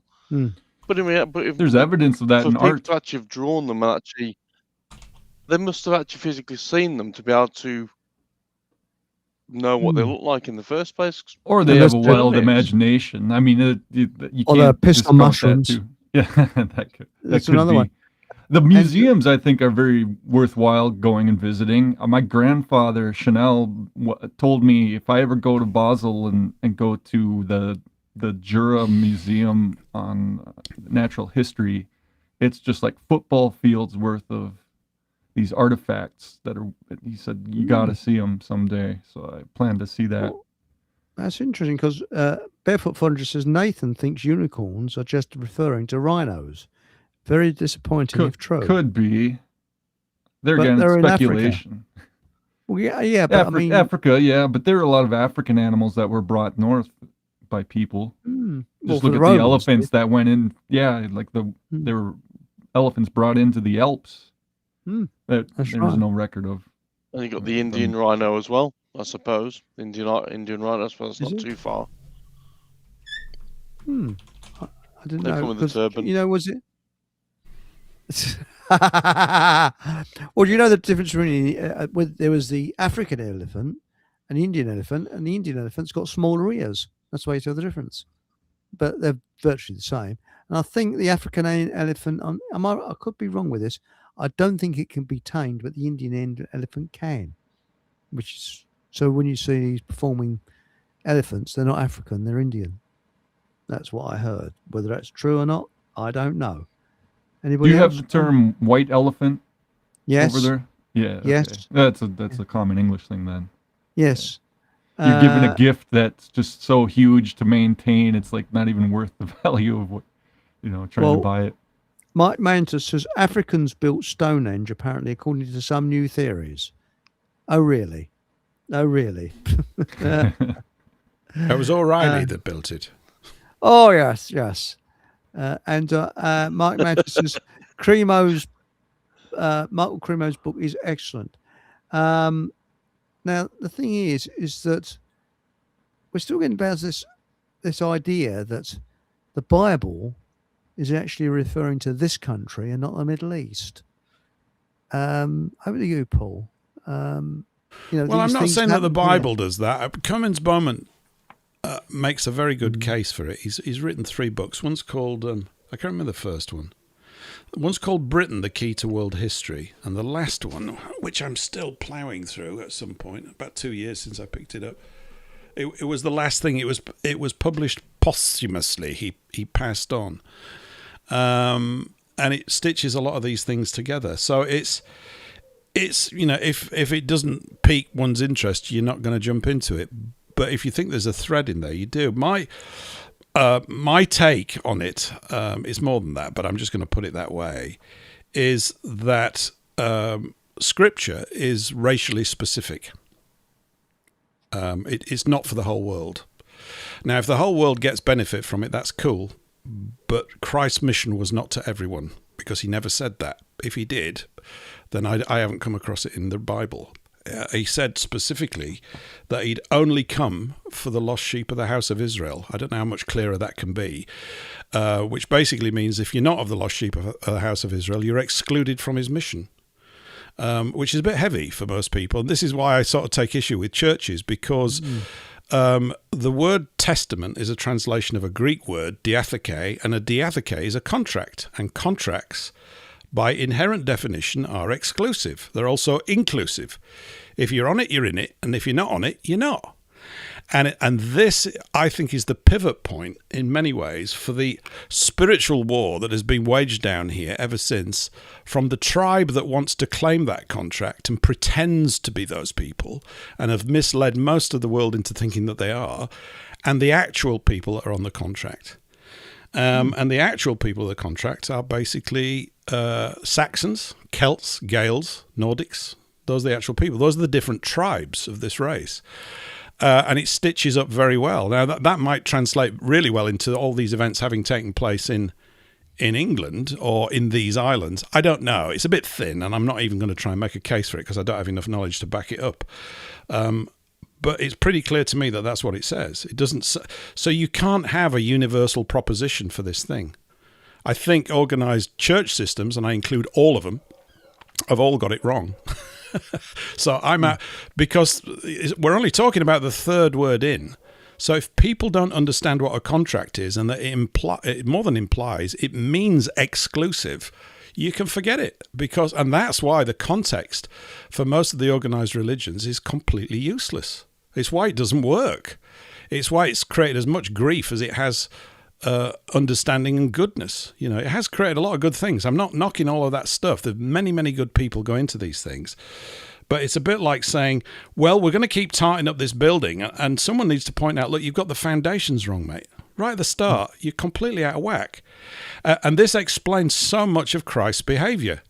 You know, there's that bit where he talks in parables to the crowd. And the disciples say to him, why are you talking like that? I'm putting it in modern parlance. Why do you talk to them like that? He said, it's not for them.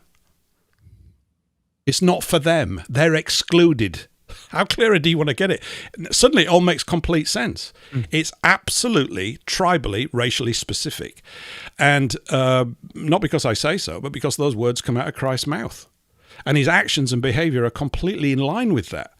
And this changes the whole pitch. So if you want to build a worldwide church system, you can't have people becoming aware of that, can you? You didn't say that. And I'm going to say it's more than a point. It's a fact. Not because I say it's a fact, but if you say that the words in that book are accurate, that's what they say. Not because I'm saying it. Go and read it for yourself. But people don't read it because they've been receiving it through self-appointed human authority systems who say, you look at the whole history of it. You don't need to read this book. I mean, look at the grief we had over here when Tyndale tried to translate it. They killed him for it. Right? And there's a quote from Tyndale where he says, the English agreeth with the Hebrew 5,000 times more than it doth with the Latin. In other words, it's very close syntactically, sentence structures, punctuations. He said, and he goes on to say something like, so that all one has to do is translate word for word, and the whole thing makes complete sense. And this would tap into this thing going down to Cornwall and to Wales and the structure of languages. So, I think it's, for me, it's a done case. I can't look at other stuff anymore, not because I didn't in the past, but because to me, it's completely disproven. It's a nonsense. And I don't think there are 3 religions in the world. I think there's just one religion of truth. And I actually think also the document it's a directive for behavior. Christ didn't say, run around and sing songs and all that kind of stuff. You can do that if you like. There's no words in there about that. He basically said, if you love me, keep my commandments, keep the law for this people. If you do that, everything for the whole world will work out. But we don't do that, and we're in the shit because of it. Yes, and I'm in the shit. Sorry, I didn't mean to cut in, but I'm in the shit because I made a mistake. Mark Manton says Mike Cremo is still with us, Chris. His co-author Richard L. Thompson died in 2008. Sorry, I made a mistake earlier. I thought he'd died. So, sorry, carry on, Paul. Sorry. Yeah, I mean, look, you don't have to take my word for it. There are many people that you can go and read stuff, and of course they're demonized and dismissed and pushed to one side, which is what always attracts me to people, because I want to know why. What is it that they're saying that's caused distress to a human authority system? Because I don't trust human authority systems, because it's full of failed people. And they're doing it for other reasons. Always, they're doing it for other reasons. And so you've had this fight between the Vatican and the Church of England, and they're both a joke. They're both a joke because they don't read their own book. So how can you possibly get it right if you're wrong after 3 words? There are only 3 words into it, and they don't provide an exposition to the congregation of what a testament is. And over here in this country in the 1800s, that understanding began to run like a river through the congregations of the Church of England, such that a guy called Newman, who was in the Church of England at the time, lost his rag with it. He wrote something like, if this doctrine takes hold, the church is finished, to which I would say, good, it's in error. And then he ran off and became a Catholic. You mean John Henry Newman? Yep. Absolutely, an intellectual, and intellectuals are a menace too, because they couch all the, like lawyers. They push it into a language space that the layman can't grasp. He's too busy ploughing the field. It's really simple, and that's what Tyndale said. He said, "I'm going to make the Bible so intelligible that a ploughboy of England can understand it," and that's what threatened human authority systems, and that's why they cut his head off and burnt him alive at the stake in Antwerp or wherever it was. They didn't like it. They don't like it up them. But no, I don't like that. That's very holy of them, isn't it? I mean, this is what gets me. My religion's better than your religion, so they'll burn him at the stake. And they're all wrong. Yeah. Well, I think the ancient Egyptians and the Sumerians are actually closer to it in many ways, in the sense that these are not. I don't believe that these are sort of mystical events. Something really took place. Exactly what? I can't tell you exactly. But I do subscribe very much to the proposition that giants existed. That's why they're described. I think that they apparently they used to eat human beings. This is why we have a fear of them. We've got this situation now recently. Mark Atwood has just done a thing for about 10 minutes earlier this week after this rape report thing has come out, over here from Restore, which everybody should get a copy of, because they're only going to ban it. Even if you don't want to read it, you should get a copy. I've speed read it through. You're dealing with a lot of testimonials from victims, so once you've read one or horrendous. two, you've got the full impact of it. Yeah, upset me. It really. But it shows you this. But he came out with a statement the other day. I can't back any. He said that apparently since 1945 in the world, or in the West, as far as we know, 22,000 children a day go missing, and he suggested that they're being eaten. And you only have to look at Baal worship and all this other stuff from the other side. There's some hellish thing going on down here. It really is. It's hellish. It's completely. We are appalled by it. I don't know what words to use, but it's so disgusting and wretched and foul, and it's anti-God. The whole thing is an insult to the Creator, and that's what they're up to. Well, that's something I've mentioned before on here, that when a woman gives birth in hospital, and the nurse comes back in, or the midwife comes back in and says, "Your baby hasn't survived." How's that woman, that that woman's never going to know whether that's the truth or not, are they? No. Do you know what I mean? You got a good point. You could never identify whether that was the truth or not. No, the hospital system, if you listen to Victoria Rickson, she comes out with some brilliant observations about that, and statistics that are really useful. Like, I think up to 1939, 98% of all births in these islands were at home. That's right. And also, I actually think, because my sister was born in the hospital, they had it was Boxing Day, and the staff were peed out their minds, and the women had to work out what baby belonged to who. And I don't think my sister is my sister. I really don't. I think my mum got the wrong one. And she's, a mother knows her baby. Not necessarily. And because the hormones are all over the place. And I think because the women out have sort of said, well, I think this is your baby, and this is your baby. Because you have this one. Yeah, have this one. How many have we got? We've got 6 babies, 6 mothers. Just pass them round, will you? Yeah, well, he looks all right. Yeah, she looks all right. Yeah, but anyway, baby with a laser. It's got 3 6s on its head. Well, baby with a laser said Wilson and Blackett never speculate. All their stuff comes from written histories. Yep. Histories that have been covered over and dismissed. And Alice Gorgeous has noticed something. By golly, I've only just realised Chrissy's bearing arms. Yes. Yes, Mr. Universe. Look at that, eh? Whoa. Nice bit of muscle there, mate. Ladies, must be hot there. All unnecessary. Sorry? Yeah, I think Alice Gorgeous is coming over all unnecessary because the size of my, my your attributes. Muscles. Yes, that's it. Yes, it's got massive attributes. I've got to say, Chris, I don't need the light on in my room at the moment because your arms light to get up for me.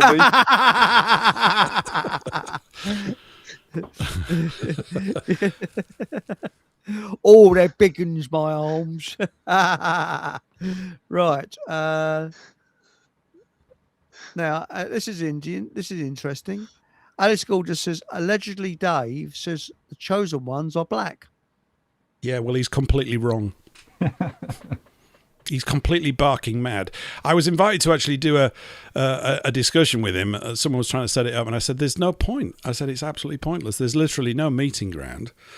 And I actually got some text from him at some point because he was keen to do it. And he would say exactly the same about me, but the evidence that he threw up was so thin. Apparently, some of the tribes escaped with black people to the west coast of Africa. This is possibly true, but the overwhelming evidence is, and you have to know what it is.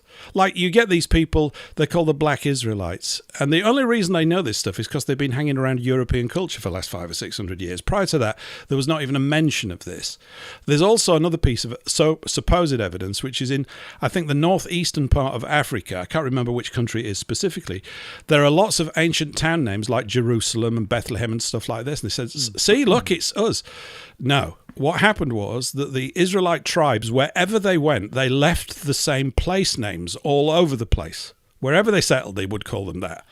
It's a bit like if we went all over the place, we call it everywhere London or something, because, or mini London, or New London. Okay, wait, Paul, using that logic then, it couldn't... Whoa. Oh, I'm hearing fireworks in the distance. Sorry about that. But if that's the case, wouldn't there be, like you're talking about Wales and these places in the UK, wouldn't that be logic apply there then? You could seek to apply it. Yeah, I think. Yeah, that well, just... one thing about Dave, allegedly Dave too, I think he believes in flat Earth, if I'm not mistaken. And drinking his own wee-wee.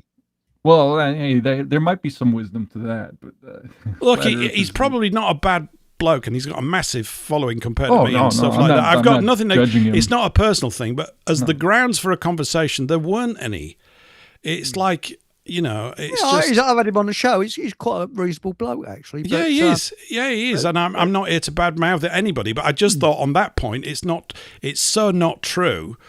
And that's it. And I'm not trying to make any special claims for us. I mean, I didn't wander into this thing going, "Ooh, it's us," yeah, or anything. Well, I would say as a Catholic that as far as ethnicities are concerned, I'd say all ethnicities are included, can be included, because as far as the Catholic Church is concerned, if you're going by ethnicity, it's kind of like a super ethnicity that you belong to in the Catholic Church. And that's where it and goes you could wrong. say, well, and that's where you could say, oh, it's global homo, but I don't think so, because as far as Jesus is concerned, he came for all men, whether they hear He him or didn't not. say that.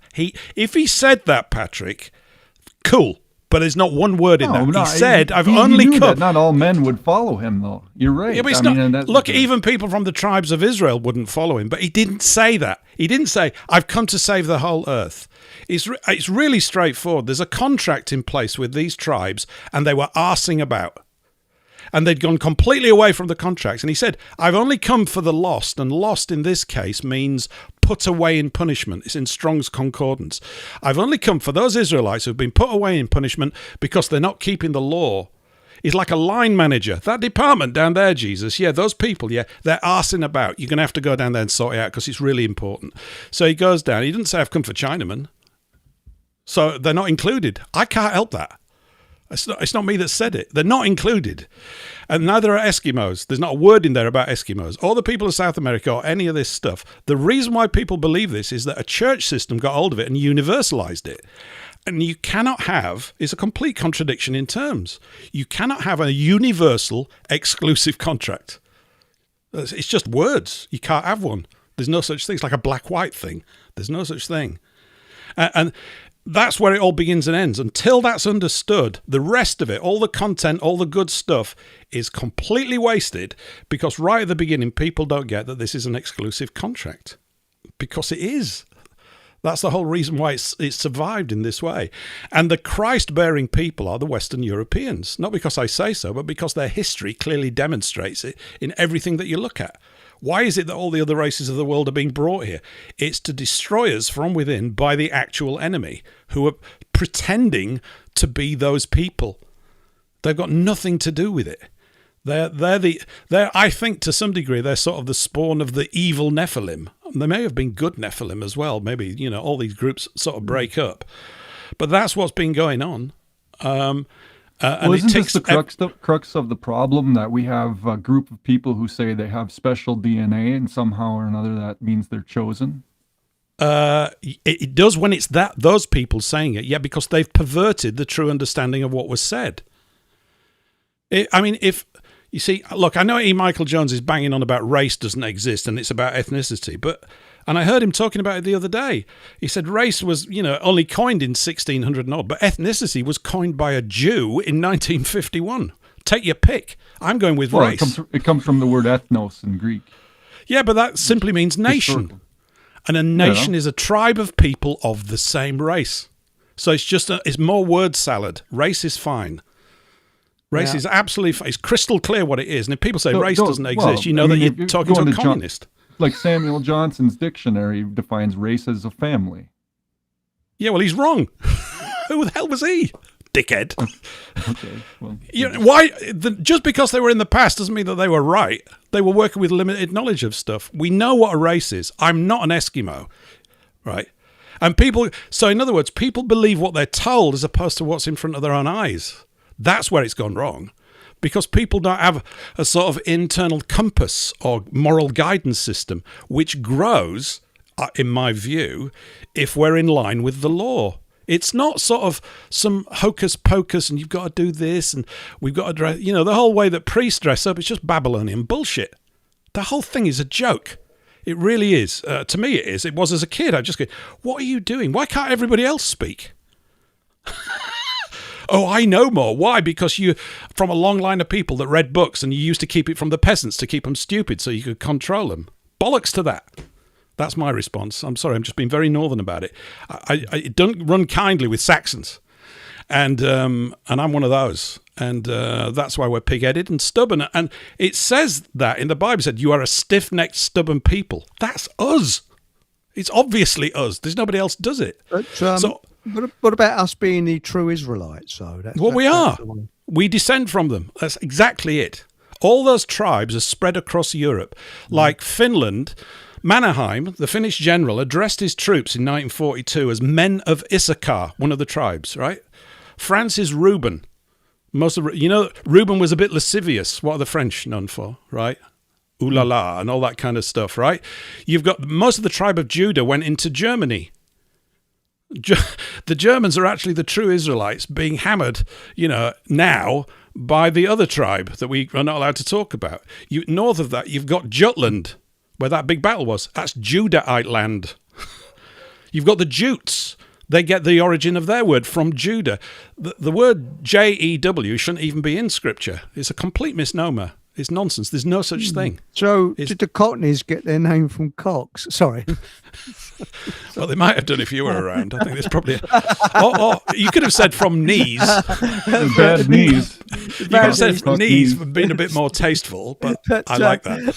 Barefoot Forest says, if the Bible is actually set here, why is the flora belonging to the Middle East not here?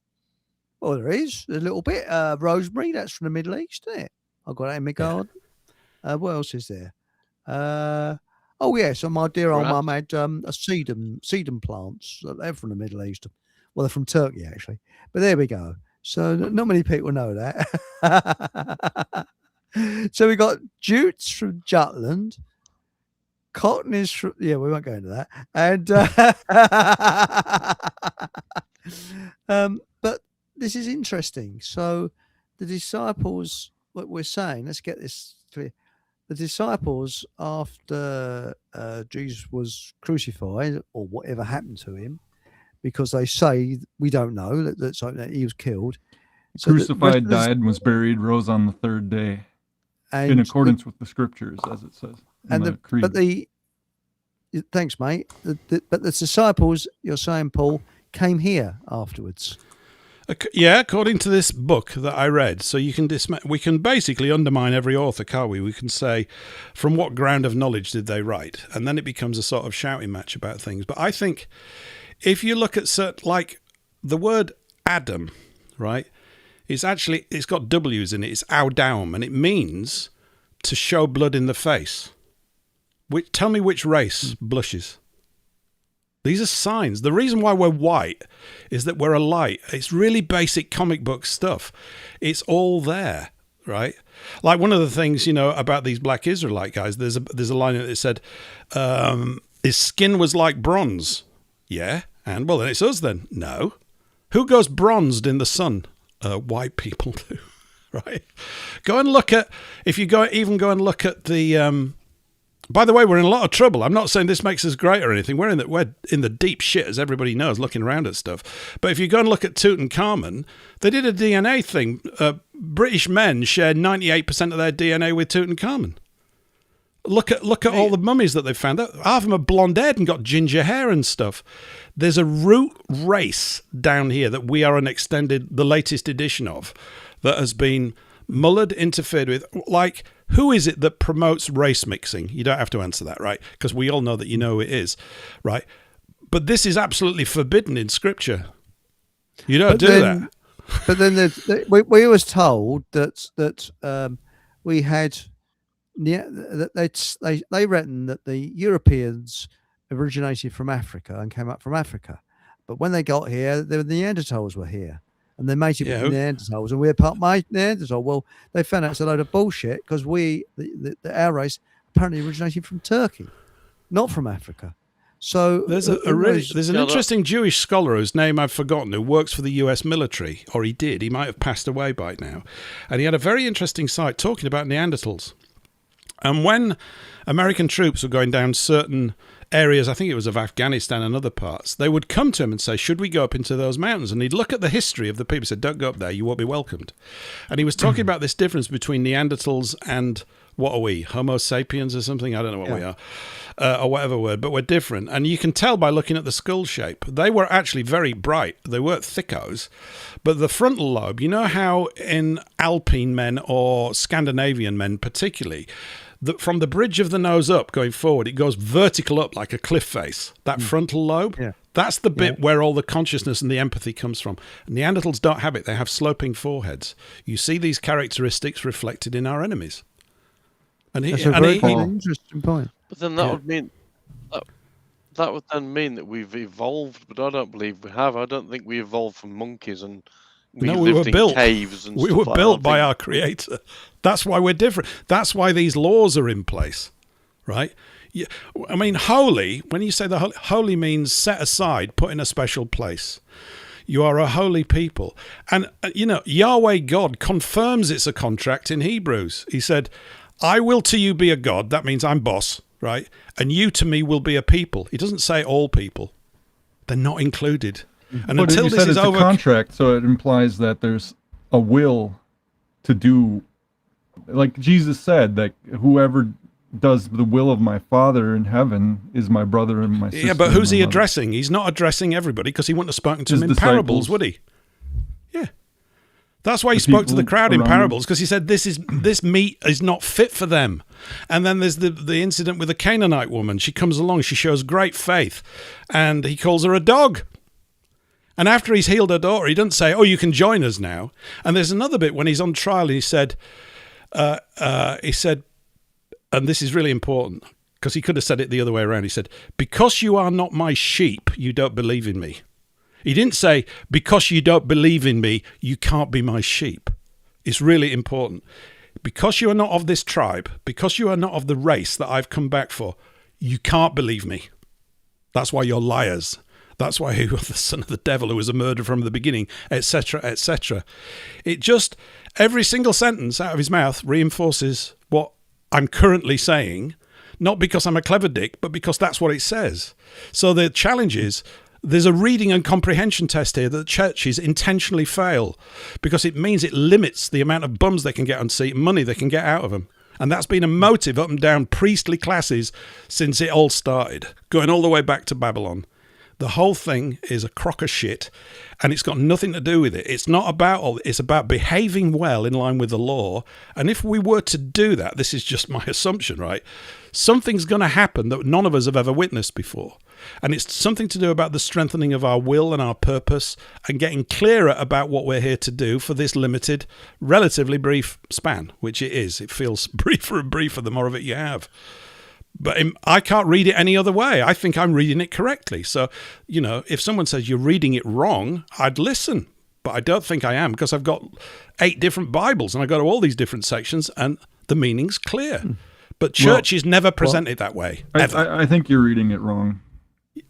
In what way? In the sense that it's not, it's somehow inherited from your mother and father that you're a good person. I mean, for one, you have a free will of your own to choose to do it or not, and it's not determined by your DNA. It's determined by your soul and what you choose. You don't know that. Oh, you don't know that that's true. You don't know that, do you? Neither do I. I think it is. Otherwise, why would there be different races down here? What's the point? In other words, if we say, "Oh, is all this trouble between the races," but the Creator created it this way. I can't tell you why, but there definitely is a difference. I am not an Eskimo. Right. So what can't be a actually good happened? person My suggestion is that the churches are sticking 2 fingers up at God and Christ because they're ignoring the prime directive of the whole thing. Race is absolutely massively important. And we're about to find out, because what's happening here in Christendom, the remnant of it, is we are going down the shitter exactly the same way that the Romans did because they thought they knew better, the Greeks because they thought they knew better, the Babylonians, they thought they knew better, and our people, progressive liberals, think they know better. And it's irrelevant because nature's going to kick our ass. Yet we've still got an opportunity to get back on track, in my humble opinion. It's not that humble, is it? But that's the gist of it. I think it's a mechanical manual almost. You do this, you do that, you'll grow. I mean, it's only one right. It said, wherever you go, the land will bloom. Who does that? Who does that? Look at the Mennonites from Germany when they went to Russia.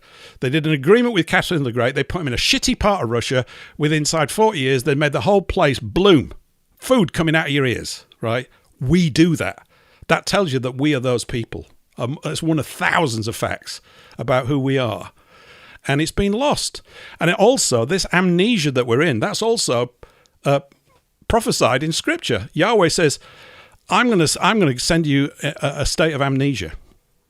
Right? You're going to go into this space where you won't know who you are. Who are we? We're a people who don't know who we are. That's why we spend so much time looking for it.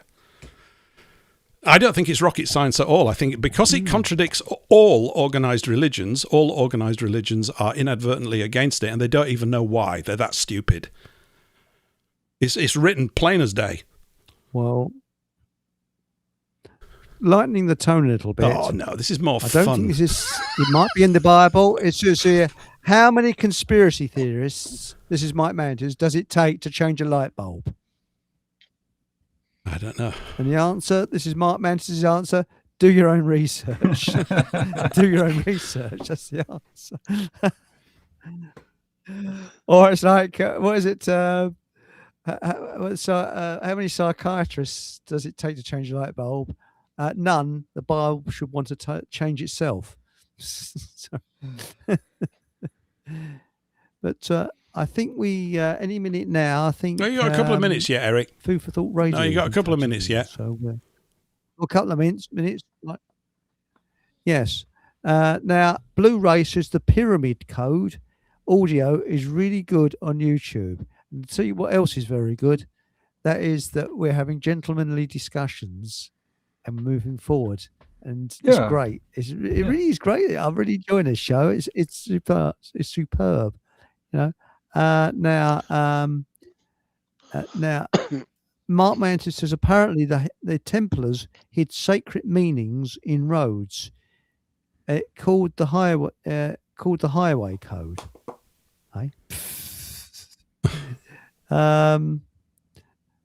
Now, Nuki Brown says, "Good evening. Late to the party. Had the canine. Had the canine out. Oh, you've been on the Canaanites. You're talking about them. Canaan. Here we go. Well, the Canadians. The Canadians. It could be, yes. Now, I just get Fuchs says, Jesus will be rolling in his grave. In England. You never know. Yeah, don't you get one, did he? Yeah. He's on his throne in heaven. Yes. Well, thank you very much. Thanks, Eric, good. for setting this Thank up. you, Eric. It's been fun, a lively show. Well, I've quite you. enjoyed myself. Sorry if I've, I have. I have. Yeah, it was good. Oh, we're mates, and we all That's right. we can give our opinion. I haven't given you an And opinion. what I like about it is no. I'm not going to. I haven't given you an opinion. Well, I've said what it says. Now that's all it is. Did those words say that? Okay. It's not an opinion. I don't have opinions about this. It's a reading and comprehension test. Your belief. It's not even a belief. Your belief. No, it's not. I'm not into belief. I can't get We it. can't. It's just right. can we find evidence and satisfy ourselves? And I think we can. And I think it's all there in front of us. It's just been misread. You have been listening to Fockham Hall with Eric von Essex. Remember, whatever you do, have a bloody good laugh. The Glastonbury Symposium Expand Your Horizons event is one of the UK's longest-running conferences on mysteries ancient and modern, freedom, cover-ups, spirituality and more. You Join can us mute in that now person if you or like, via Eric, live 'cause streaming we're for off this year's FFT. event, 24th to 26th of July, to Okay, experience a I'll just life-changing leave it. weekend of Where are we? extraordinary speakers. That's it. Yes, I don't think we want an extraordinary weekend of a live expecting speaker or whatever it is. But yes, now Mike Mantis says that was it Michael? Patrick, please put fingers into ears, okay? E. Michael Jones is a token scrotum. Remove fingers from ears. There we go. Well, that's his opinion. I think he's done some brilliant work. I mean, really, it's absolutely brilliant, some of the stuff he's done. Yeah. Well, he's an intellect. He's an intellectual, isn't he? He is. Now what we got here? Now what's this? This is how you recruit to cults, isn't it? We are the special ones.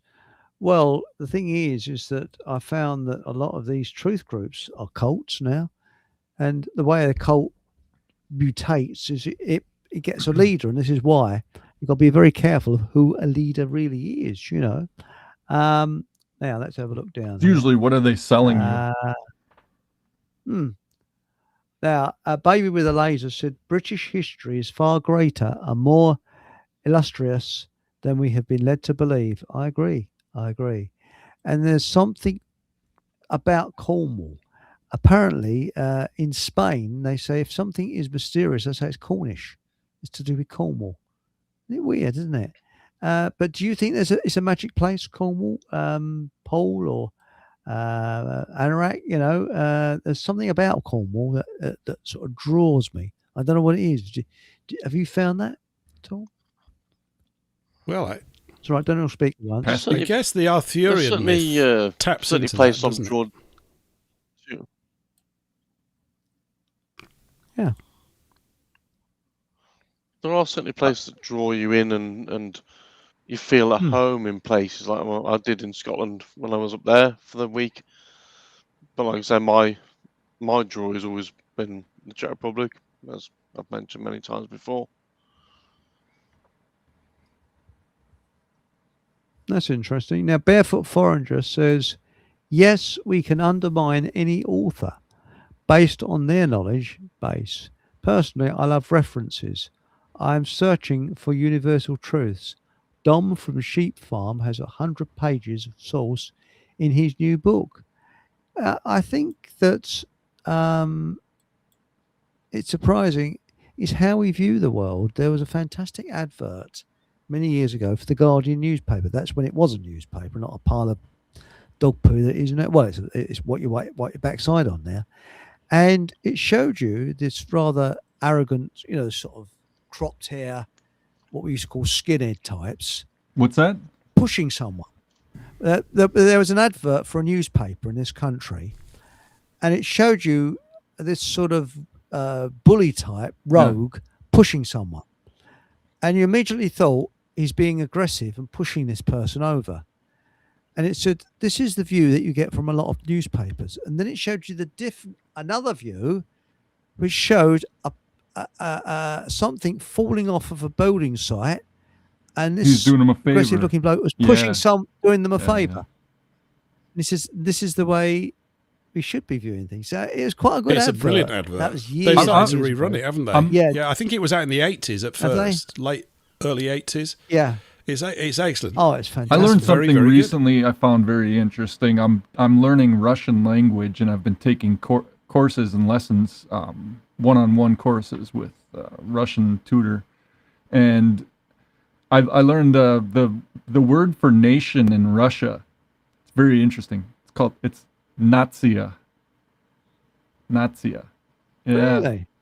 It's just one letter. If you took one letter off the ya at the end, it's Nazi. And hence, Interesting. Is it the same? Like, for example, in context, when you say in French, "I go through the door" or "go into the door," you say the door, "I go through." yeah, it's something like And that. The that's the way grammar's around, whereas in messed Greek- around in that kind of, yeah. You can. It's like that in Greek, which is similar to Russian, I believe. It's the same context as here, as English. It's kind of like a barbaric Which is a bit language. Like you think of a caveman, me Tarzan, you Jane, Yeah. kind of a dialogue. So in a way, it's like that. But there's certain nuances to it that are very interesting. I've found as I've gone through it. So I think we need to learn it's more interesting. languages like that, just in general. Just like learn German, learn Spanish, Yeah. whatever it is. Just find Yeah. something, and because we get locked into our own language, and it's like we never really understand what these other people are talking about because we don't speak the lingo. And I think if we had more knowledge of that, we'd understand these political movements a lot better that we're dealing with. I always Well, think the they reckon, confusing though, thing that with they- Russian is that you get numbers in with the letters, so you get a 3 or a 1, The Z, but it's in a word Hmm. rather than well, it's kind of like Greek. Greek I has suppose a in different German you have alphabet. It's closer to Greek. the SZ combine, like Strasser and things like that, where the S and the Z are part of the same Or the letter. F and Very strange. the F yeah. looks like or the S looks like an F, and that kind of thing. Or the umlaut. The little Well, look umlaut. at Maltese. I think, Eric, that you'd probably No, get that on is a very weird well with language. German. Yeah. actually. Yeah. Yes. And one of the reasons is, them. you know how the Yeah. Germans bolt loads of words together? Yeah. Well, you Yes. keep doing Proper that in the names. titles of your Yes. show, so you're already showing the same traits and You habits do. that the Germans You have. do. So, I'm a bit German, actually. My ancestry is a bit German because of from my father's side. Well, and just Going look way, at way oh, it's all David coming Irving. out now. David Irving is a good example Yes. of this because he learned the German language. It opened up so much more historical knowledge about what it means in the history of World War II and all these political movements. Because he didn't, as an Englishman, you don't speak German, so you don't know what they're thinking, and then you're supposed to view them as an enemy, and you don't even know what they're saying. That's part of it, and it demystifies a lot of this stuff. Like, I'm learning about Russians and how they view the world. You get to know it when you can speak the language and see what is. You get a viewpoint that's different, an Overton window that shifts as you go along. So I'm having fun with it. It's good. It sounds good. Scooby-Doo, what he's talking about earlier, says, so it turns out, Scooby-Dito says, so it turns out that England is in fact Israel, and that explains everything. No. No, not exactly. No, we're not. No. We're run by them, by the country, yes, but now, the thing is that when you learn another language, I mean, again, what I was concerned is Maltese is weird because it's a mixture of Arabic and Sicilian. And I've said a few. I mean, I learned off my dad because my dad learned. Yeah, he had that Maltese. chapter in English, his but he book. learned That's that weird word Maltese. Yeah, it's my whole thing into your Layla. Yeah, that one. Mushtayab. That mushtayab, no good it means, So, so when my dad was in hospital, nurses were always earwigging what we was talking about. So I said, "What's the food like here, Dad?" He said, "Oh, mushtayab." I didn't know what we was talking about. And we had some Italians come over to us because excuse me, what part of Italy is your dad from? I said, "We're not." I said, "He learned to speak Maltese." Because it's funny to hear both my dad and my uncle speaking together because they used to speak part Maltese and part English. And the people in Malta really... they've got the British accent going on, the majority of them. Yeah. Well, they all speak English now. Although my dad did, he bought some it, and when he was, this was in the early stages before the siege, and he had to go to a village that was sort of inland a bit, and none of them there could speak English, and that was before he learned to speak Maltese, he had to just sort of do sign language. That they all spoke Maltese. Yeah, you just point to something, and then you say it 3 times, and you learn it. Well, no, in England, what we do is, I think you've learned this, Paul, from school. You shout and you raise your voice because foreigners should understand what we're talking about. So they really do. They really do. Because I've never spent much time with foreign types, to be quite honest. I'm completely parochially. I've led a deprived That's why you life. have such a good. I mean, you're an example of the quintessential Englishman. Good. If you were to. Seriously, no, I'm not doing it to flatter you or anything. I mean, I'm just saying it because it's true. It's just like if any American heard you speak, they would say that's an Englishman. That's just how it is. Yeah, because you spend enough time around them, you pick it up. Have you ever heard Teddy speaking French? He spoke it in an English accent. What did he say? I've just murdered a child. Yeah, something like that, That's what he should have been saying. Parlez-vous français, But now Mark Mantis says, Chris, can you get Dom from the Sheep Farm on about his book Traitors, the Pandemic Politicians? Why not? I'll do my best. In fact, I'll make a note of it because I've got a memory like a bleeding goldfish. Why don't you hook Chris up with him for the show? Yeah, that's a good idea. Be the producer. I'll put down. Was it Dom? Thanks, mate. So it's Dom from. Was it Dom? Dom Sheep Farm. Sheep Farm. There we go. And that is Mike Mantis. Thanks, Mike. Yes, and if you can link him up, that'd be fantastic. And I'll tell you who I wouldn't mind on here because he's actually writing for the Light magazine now, and that's Nick Griffin. He's actually writing them very good in the. Have you seen that in the Light magazine? I haven't, no, So but that's good he's- that they're getting someone like yes. him because he's a heavyweight. Because that's quite interesting. Mark, actually, Very I don't know if I'd interesting. mentioned on the last time I was on here or maybe on a show recently, but Mark bumped into a lot of people about. It was last weekend, so here we are Sunday, right? So it must have been over the previous weekend, and I had a long chat with him on Monday, and he was talking to Darren from the Light Paper at this meeting and this gathering, and I think there's lots of synergies that they want to work on. So, because they've got a radio station, and they want to develop that. right. And the discussion was, if we build up lots of little things, like the alternative media stepped up one step, that would be a good thing, and it would be a good thing. Of course, it Networking. is. Yeah, I mean, it It's is all like about herding networking. cats, and there are going to be differences of opinion. But if everybody Right. can at least stay in their own little studio and not go completely mad about it, it's better that we do that than that we remain isolated in some way. So, Well, we're fishers of men. We're meant to be fishers of men, and you got to do some networking and make a net. I And agree. Sit on the beach and Yeah.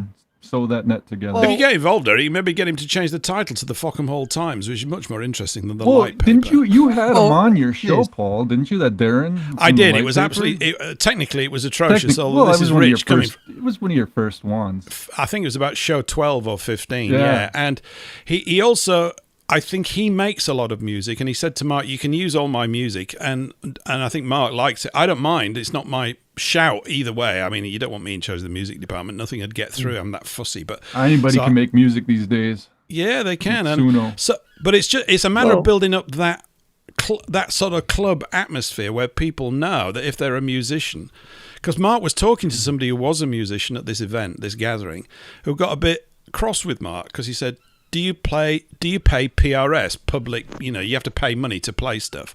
And Mark said no. So he said, well, you ought to. He said, I'm a musician and blah, blah, blah. He said, hang on, just hear me out.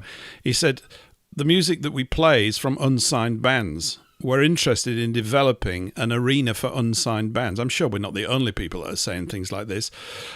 It's But there's it's brilliant. we can develop if we wanted. If there was enough material, it's very easy to set up FFT music or I don't know music MTM music Start for our four own or something like that. licensing thing. They got their own racket going on. We may as well have our own group. Yeah. It's the- Well, I agree, and I mean, in Telegram, I recently I actually put it's just today I actually put an article in about music because I was actually sitting at traffic lights the other day, and there's this you've had it. The boy racer pulls up beside you, and it's just Yeah. You think, what the bloody hell? And when you think about it, first music was probably a caveman bashing a lump of I don't banging know, some sticks a together. bone Yeah. against a rock. Yeah. And then a couple of other, someone else came along. Thought, what? And then it gradually became more sophisticated. This article is actually on Telegram, so folks, log on to my Telegram channel. You'll be able to see it. Details are down below. See, not on Paul's head, but below. Yeah. And what happened is, we then got beautiful orchestras in the 19th and 20th century. And suddenly, then we got evolved into the big band sound, which was good. Then that went, and things started to get smaller again. You had groups of four, in a group in the 60s, but they still used orchestras sometimes in their music. Well, And now we've gone back to caveman, where it's just it's rhythm. It's all rhythm based rather than melodic. Yeah. And there you go to the Gregorian So- chant of the so-called Dark Ages, where it was monks chanting the Psalms, and that's the basis for modern musical notation, where they were able to write down how to copy this and mimic it. And it's a lot of what we're doing nowadays is just sophisticated versions of that. well. What we I really wanted need is to get another- back to healing music and music that actually makes people feel good rather than depressed. And I mean, is it rock music or heavy metal music, which lowers people's Agitation. vibration completely and utterly? Yeah, it's like Which rap is why music. it's all in computer games and so on. Yeah. Whereas I think trying to get back to high vibration music and healing music would be far superior. Be nice to Well, see rap, that the around. C at the beginning of the word is silent, isn't it? Well, it's like rap, metal, any of these Yeah. types of things are there to keep you in a state of fear. Yeah, I think Yeah. so-called heavy metal, which is, oh God, I don't even know what to say about it really. It's just ridiculous. I think it was designed to actually subdue white youth in the same way that rap music has been designed to subdue Yeah, it's black targeted youth. toward that. It is. Yeah, it's no It doubt. brainwashes them, doesn't it? 'Cause truth they, to that, and like it's like the Go ahead, Paul.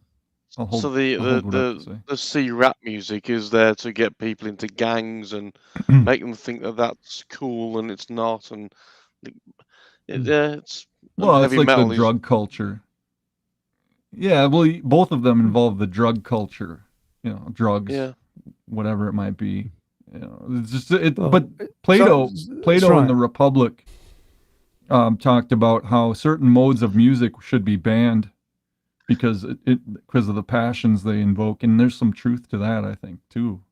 That the modes, Well- because they mathematically were able to formulate which ones agitate the passions, which make you excited or fearful, or sad. Certain music make just the progression of the notes can make you sad if you listen to it long enough, because it's just naturally there's an order to nature that it corresponds to, and I agree. that's what you're talking about as far as the music that calms you and lifts you up spiritually. There's music also that can bring you down and make you base, more like an animalistic type person, just by listening to it. Yeah. You're spot on there, Patrick. And I mean, for example, I happen to be a Wagner enthusiast. I like Wagner, not the opera. I like the instrumental type. Now, when you're driving along the road and there's no one around and it's late at night and you're playing a bit of Wagner, it's quite nice, a fast lane jobby, you know. Before speed cameras, you could, shall we say, burn a bit of rubber, do a bit of welly, you know. And there's nothing like a drop of Wagner. Makes you feel great, doesn't it? But we listen to Mozart and things like that. Fantastic, very relaxing. And can you think of any modern? The only modern music classical that I quite like is from films. Now, Yeah, it's about the only time you get anything decent. there's a lot of It's good quite- film music. Yeah, hell of a lot of good film music.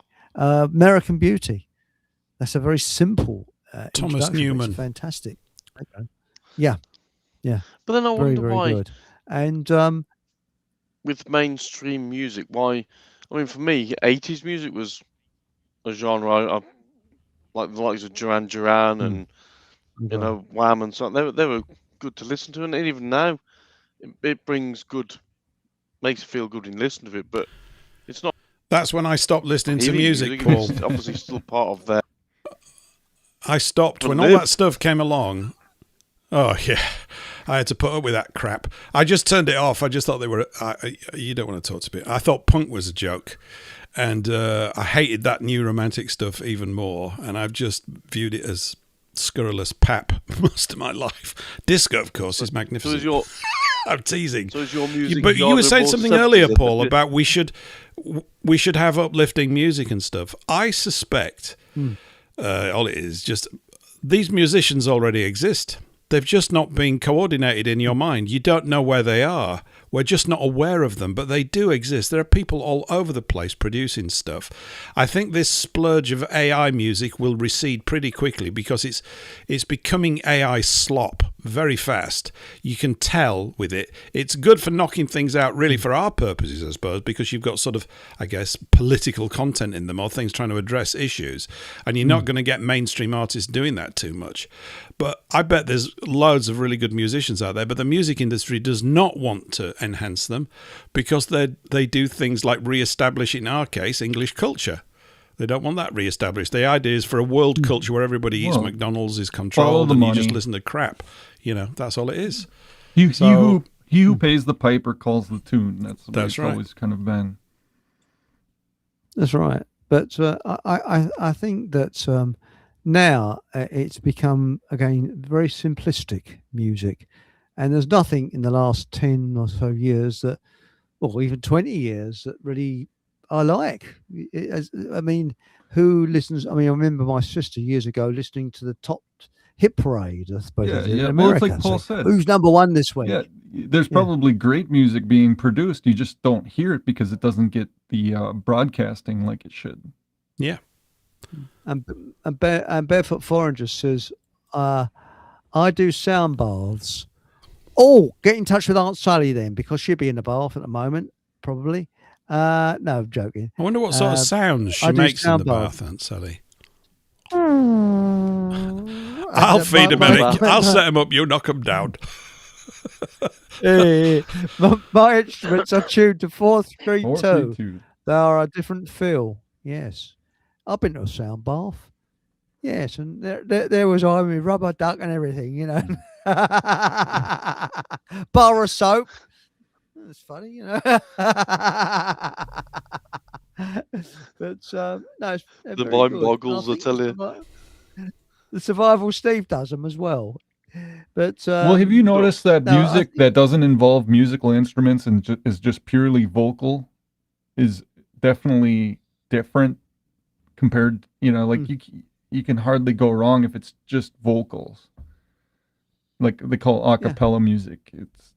There's something about it. Yeah. People Right. singing that is different from all this. Do you remember Clannad? What? In the 80s and 90s? Clannad. No. They were bloody good. They did more sort of traditional Irish music, but put it to a modern style. Did you ever get Robin of Sherwood on your television? No. They did the signature tune to that. I think the lead singer died recently, and but no, they were really good. They were Clannad, bit like Enya. Heard of Yeah. Enya? Yeah, Enya, of course. Yeah, bit like that, little bit like her, but And that invokes didn't- the Gregorian chant. I mean, it's like you were talking about Wagner. Wagner had a different viewpoint of like church music. Like in church music, there's this tendency to be theatrical and bring in, like a huge organ solo and this kind of stuff. And what he wanted, he said, the churches would be better off getting rid of all the instruments and just purely do vocal. Go back to the primitive vocal harmonies to create the atmosphere, the spiritual worship. Which I think there's something to that. Like you listen to Gregorian chant, it puts you in a meditative and reflective type mood where you're not stressed, you're just able to focus better if you listen to that music. It's like point. Enya, is a popular example of it, but it puts you in a different space. Yes. Oh, you're spot on. And of course, all this with this bump, bump, bump music that creates aggression. But when I was at school, we used to have assembly, but we used to sing our own words to songs, like stand up for the stand up. We used to say, sit down for Christ's sake. The ones at the back can't see, and things like that. The drumming is usually drums. Anything that involves drums is gonna make you feel different because it's rhythm and there's also something to it that's aggressive too. It's like they used to during sacrifices of animals or people, even for that matter, like Moloch and that kind of thing. They'd play drums to drown out the screaming.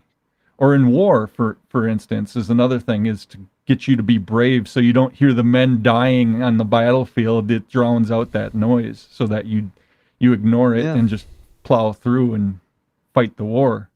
That's why drums are used typically in warfare. The Japanese were good at it. I mean, have that- you seen those Japanese that's drummers? interesting. Absolutely incredible. Is that Sorry, why you the were gonna say, military mate? have? Is that why the military have musical? In a primitive sense, yeah, musicians as because part of the. because Interesting. that drowns out that fearful noise of people dying. You ever heard an animal die? It's for a man isn't much different when they're dying. Yes, that's a good part. I didn't realize that, but because they often had drummers leading them troops in, didn't they? Yeah, you Like could that. also signal and communicate long distances with a drum.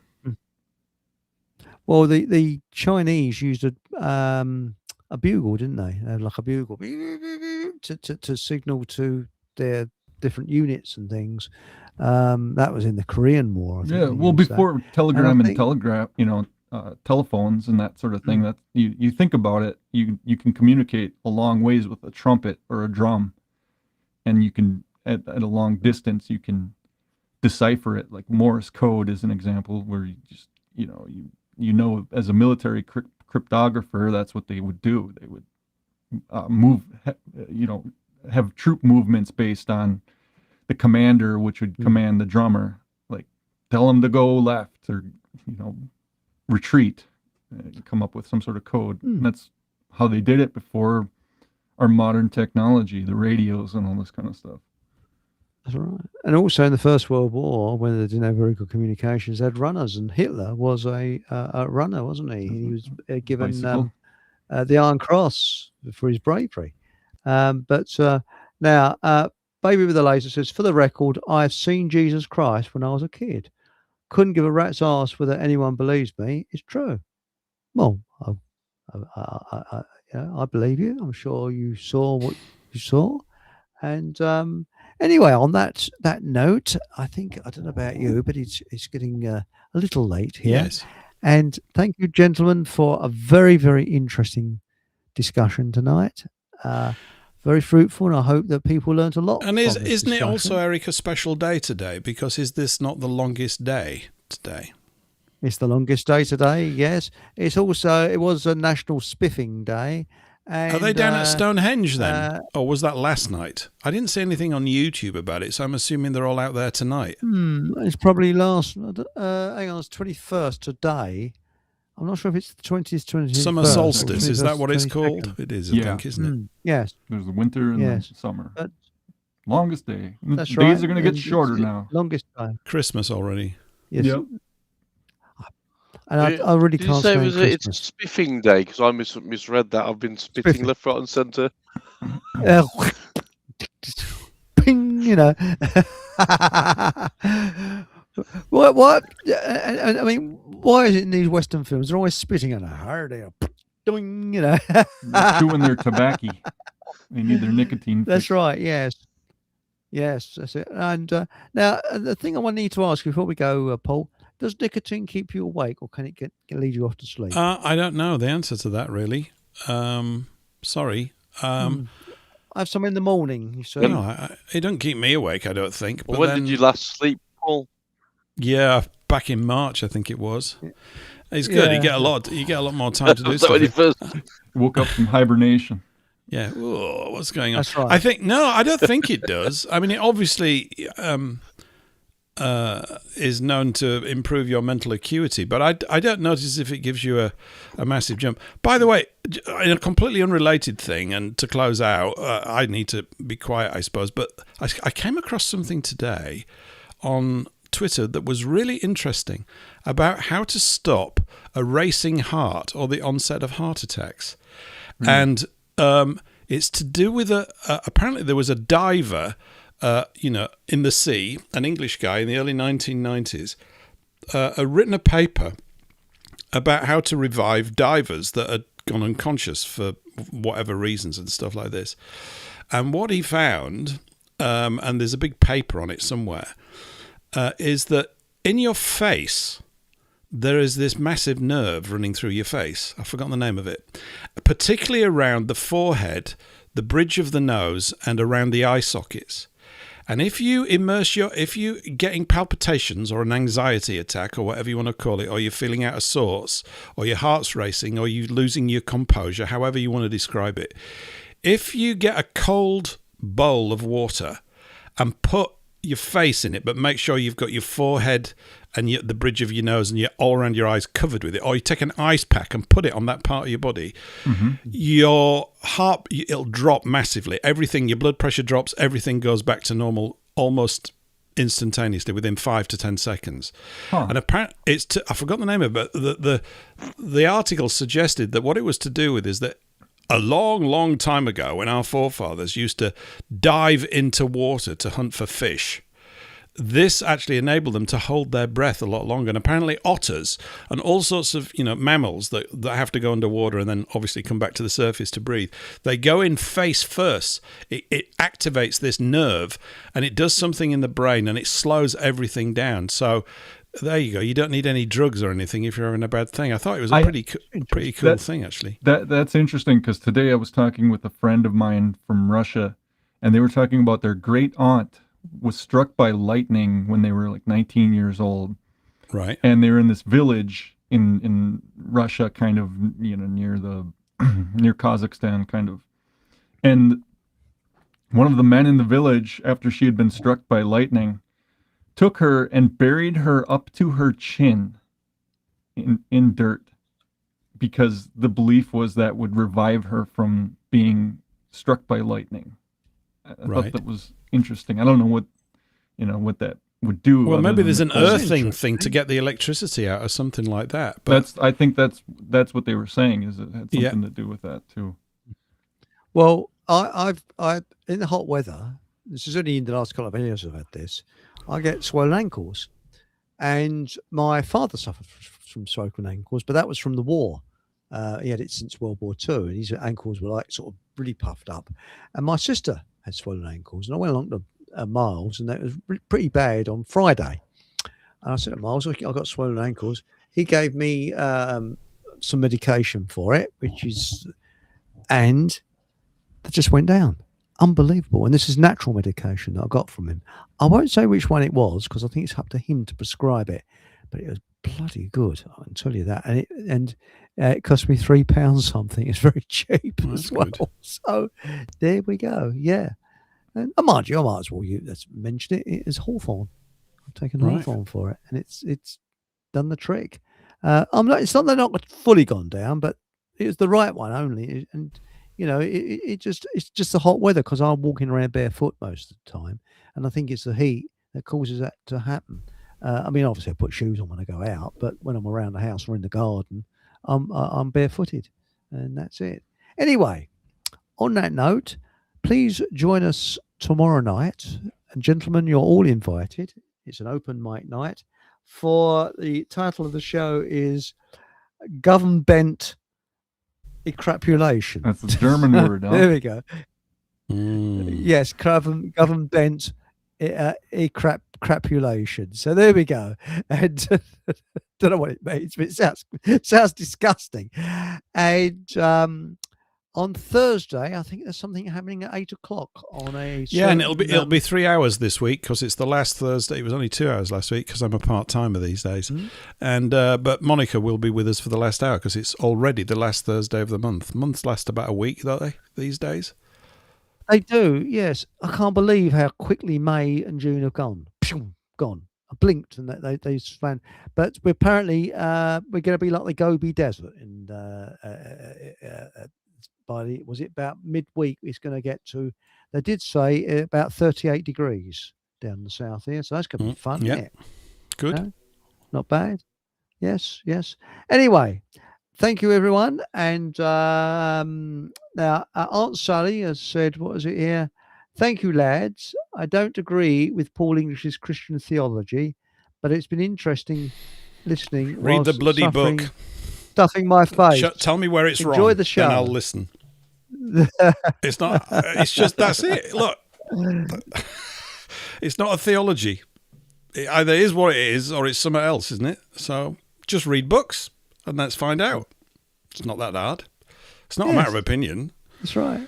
I'm happy to be proved wrong about things. I don't know all, but I think the basics are the basics. Anyway, I'll be quiet. That is the nature of religious dogma.